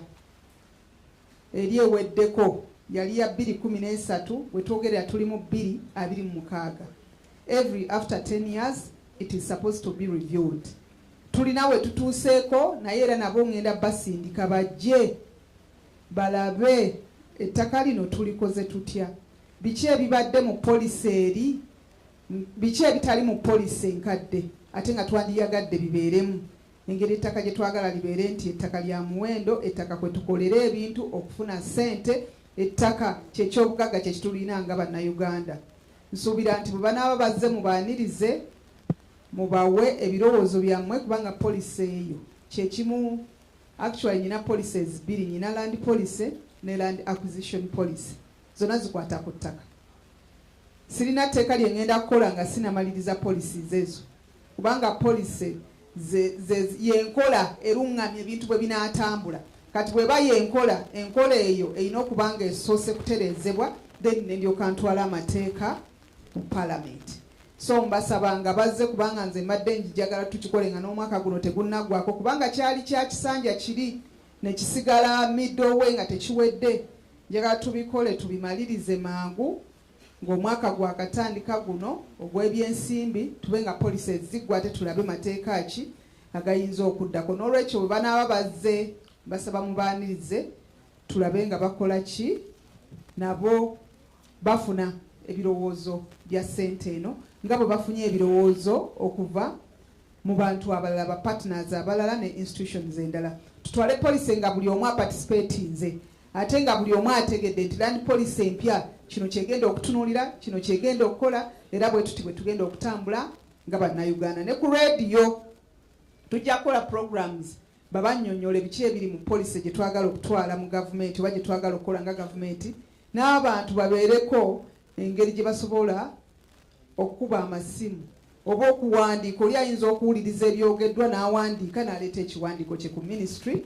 Abantu tiimu ekola ku policy nesobola okuba nga eraba ebyo bye muleese okusobola okutuyamba. Neyanziza nnyo neyanzeeke. Bannaye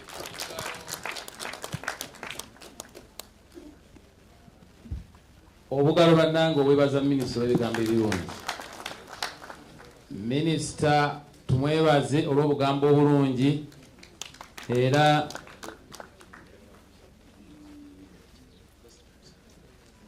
minisita RDC asaba nti onoomukkiriza abuuzeyo akabuuzo mu public for 1 second akaddemu nti buuza.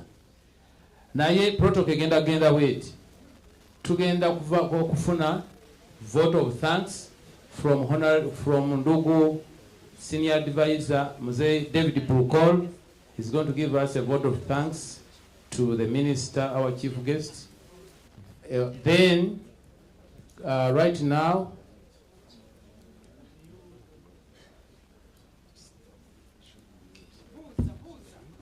Mama Honorable Minister, tweyanzege tulina issue bbiri eyakatale akematuga mabanda then ne factory eya Gentex. Waliwo kayungirizibwa factory atawanya abantu, waliwo ennyumba y'omukadde gye baakoonye. Ngezezzaako okuyamba abantu awo wali factory ya Gentex, naye ebiseera ebisinga oyo omusajja wa Gentex kayungirizibwa abwe musajja mukyamu tatuwuliriza. So tusaba otuyambe maama bw'onaafuna obudde ojje tugendeyo oyambe abatuuze b'okukitundu ekyo. Kati tuyinza okusaba kola report, mukole report mugimpeereze kubanga kati mukimbuliridde wano sisobola kumanya kiki kituufu. Mukole report mugimpeereze, nze nja kulaba engeri gye tuyingira mu nsonga eyo. RDC webala ensonga ebadde nkulu nnyo. Kaakati tugenda okufuna vote of thanks from Ndugu David Prukol about this function. Then Minister katuleko katono. Then oluvannyuma Minister agenda tugabula mukube n'obugalo. Agenda tugabula, yagenda okutusalira cake. Then olulala oluvannyuma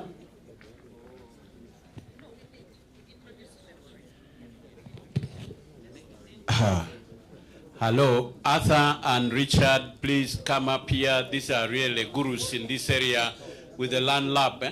Yeah, so as we move vote of thanks, I think it's important to recognize with your team, please. They will be part of the team that will be based here as well. And they have a lot of knowledge from all the civil society who have been handling issues of land. So they're going to be a big boost, a big addition to this team here. So we'll only get much better. So please, okay. Is the chair. Quick. As the chair of the lab, I was expecting you to be on lab coats. Okay. Yeah, honorable ministers, distinguished guests, ladies and gentlemen, all protocol observed. This is the land management task force that has been put in place, under the guidance of General Akandwa now. And I am the chair of the task force. I'm Dr. Arthur Wenomchisha. I also have the honor to lead the Advocates Coalition for Development and Environment, ACCOD, as a think tank, but I'm also a teacher, a professor. Let me, my vice, no, just say your name. No, good afternoon, Honorable Ministers. My name is Amukunda Julius. I'm the vice to Dr. Arthur Wenomchisha, but I also work as the executive director at the Civil Society Budget Advocacy Group. Thank you. I'm Dr. Mulumba Fauz, representing Director, Office of the President, Apex Department. Yeah. Ronald Mrongi Aboke. I'm a fiscal planner and I work with National Planning Authority and I'm a member. Thank you. Richard Sawachirianga. I'm a member of this task team, but also from the Office of the Prime Minister as a technical advisor and the Center for Basic Research. Good afternoon, everyone. My name is Miriam Kanyesije. I'm part of the team. Good afternoon, everyone. I'm Dr. Julius Biarhanga. I am a member of the team. I'm also Director Policy, Research and Advocacy at Private Sector Foundation, Uganda.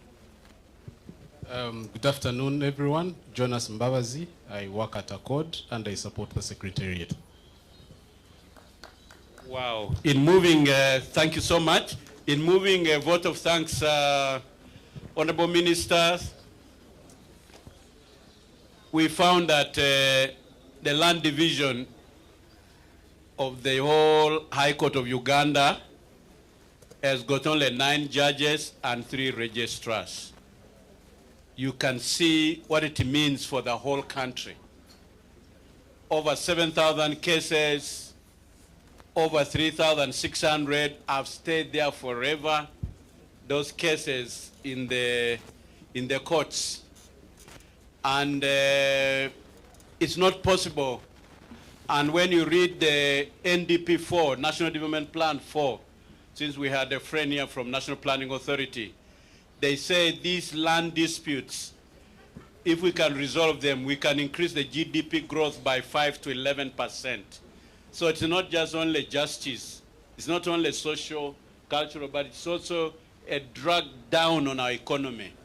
And therefore, resolving these conflicts and releasing that land for investment, for production, we're just holding our economy down.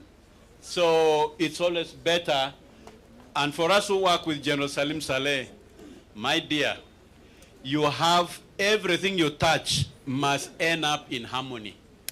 He is not adversarial the way he works, so you must mirror his character. He's really a general who likes winning without shooting a bullet. And that's the purpose of this center. And please, let's make use of this center. And thank you very much, our honorable ministers. So we thank you also for speaking straight.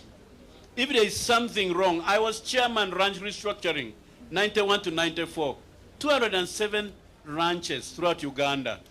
I couldn't even take an acre, nothing, not even 0.0 watt. We really need to emulate good examples.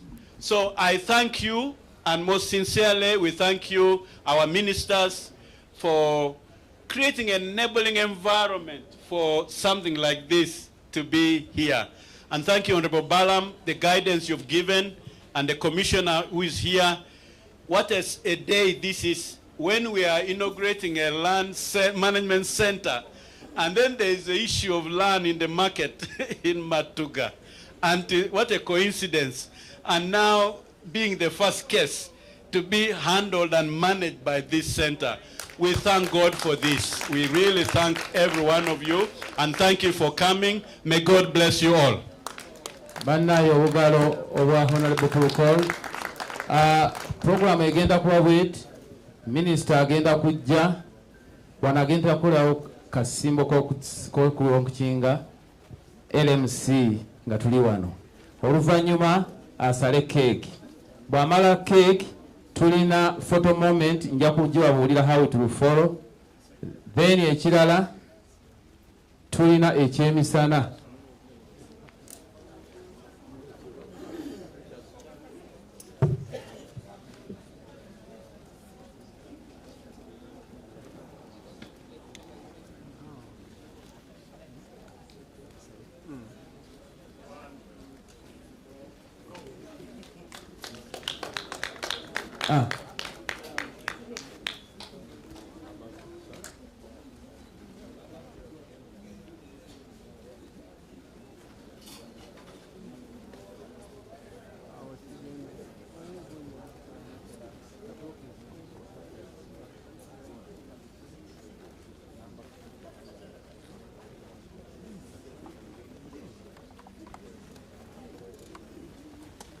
Wano kati tusayininga akabonero akalaga nti Minister awitnessinze the opening of Land Management Center in Uganda at Matuga. Dr. Chigula.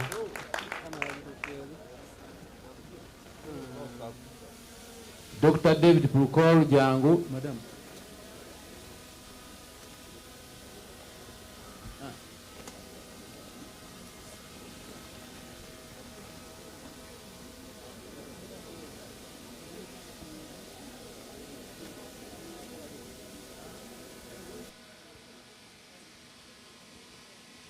Mama Saida Bumba, Dr. Okot,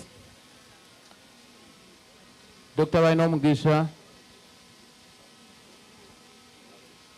General Chams, Dr. Athan Tim,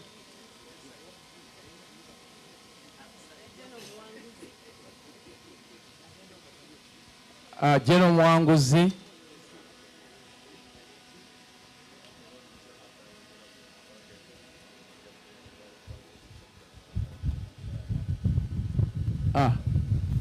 katugenze ku mukolo ogw'okulya.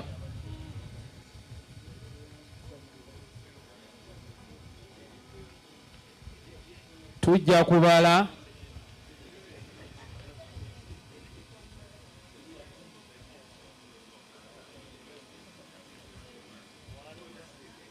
two, three, 4, 0.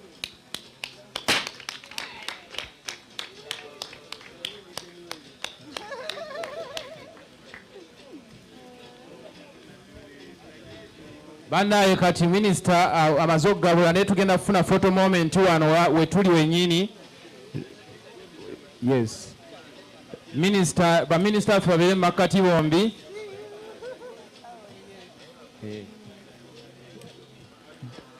Dr. Balam. Dr. Chigula, we are having a photo moment here.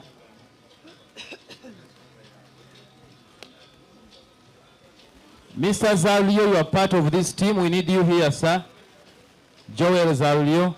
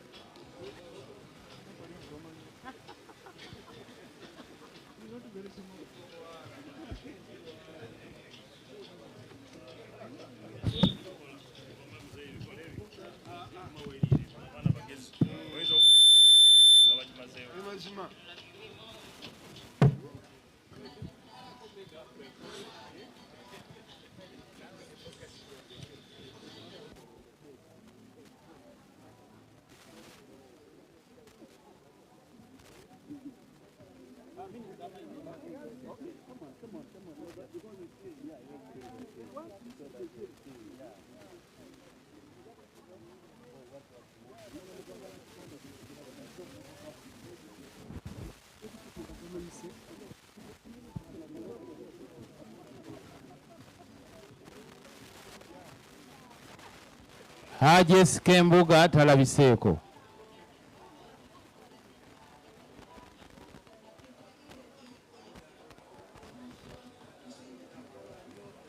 Ayuda.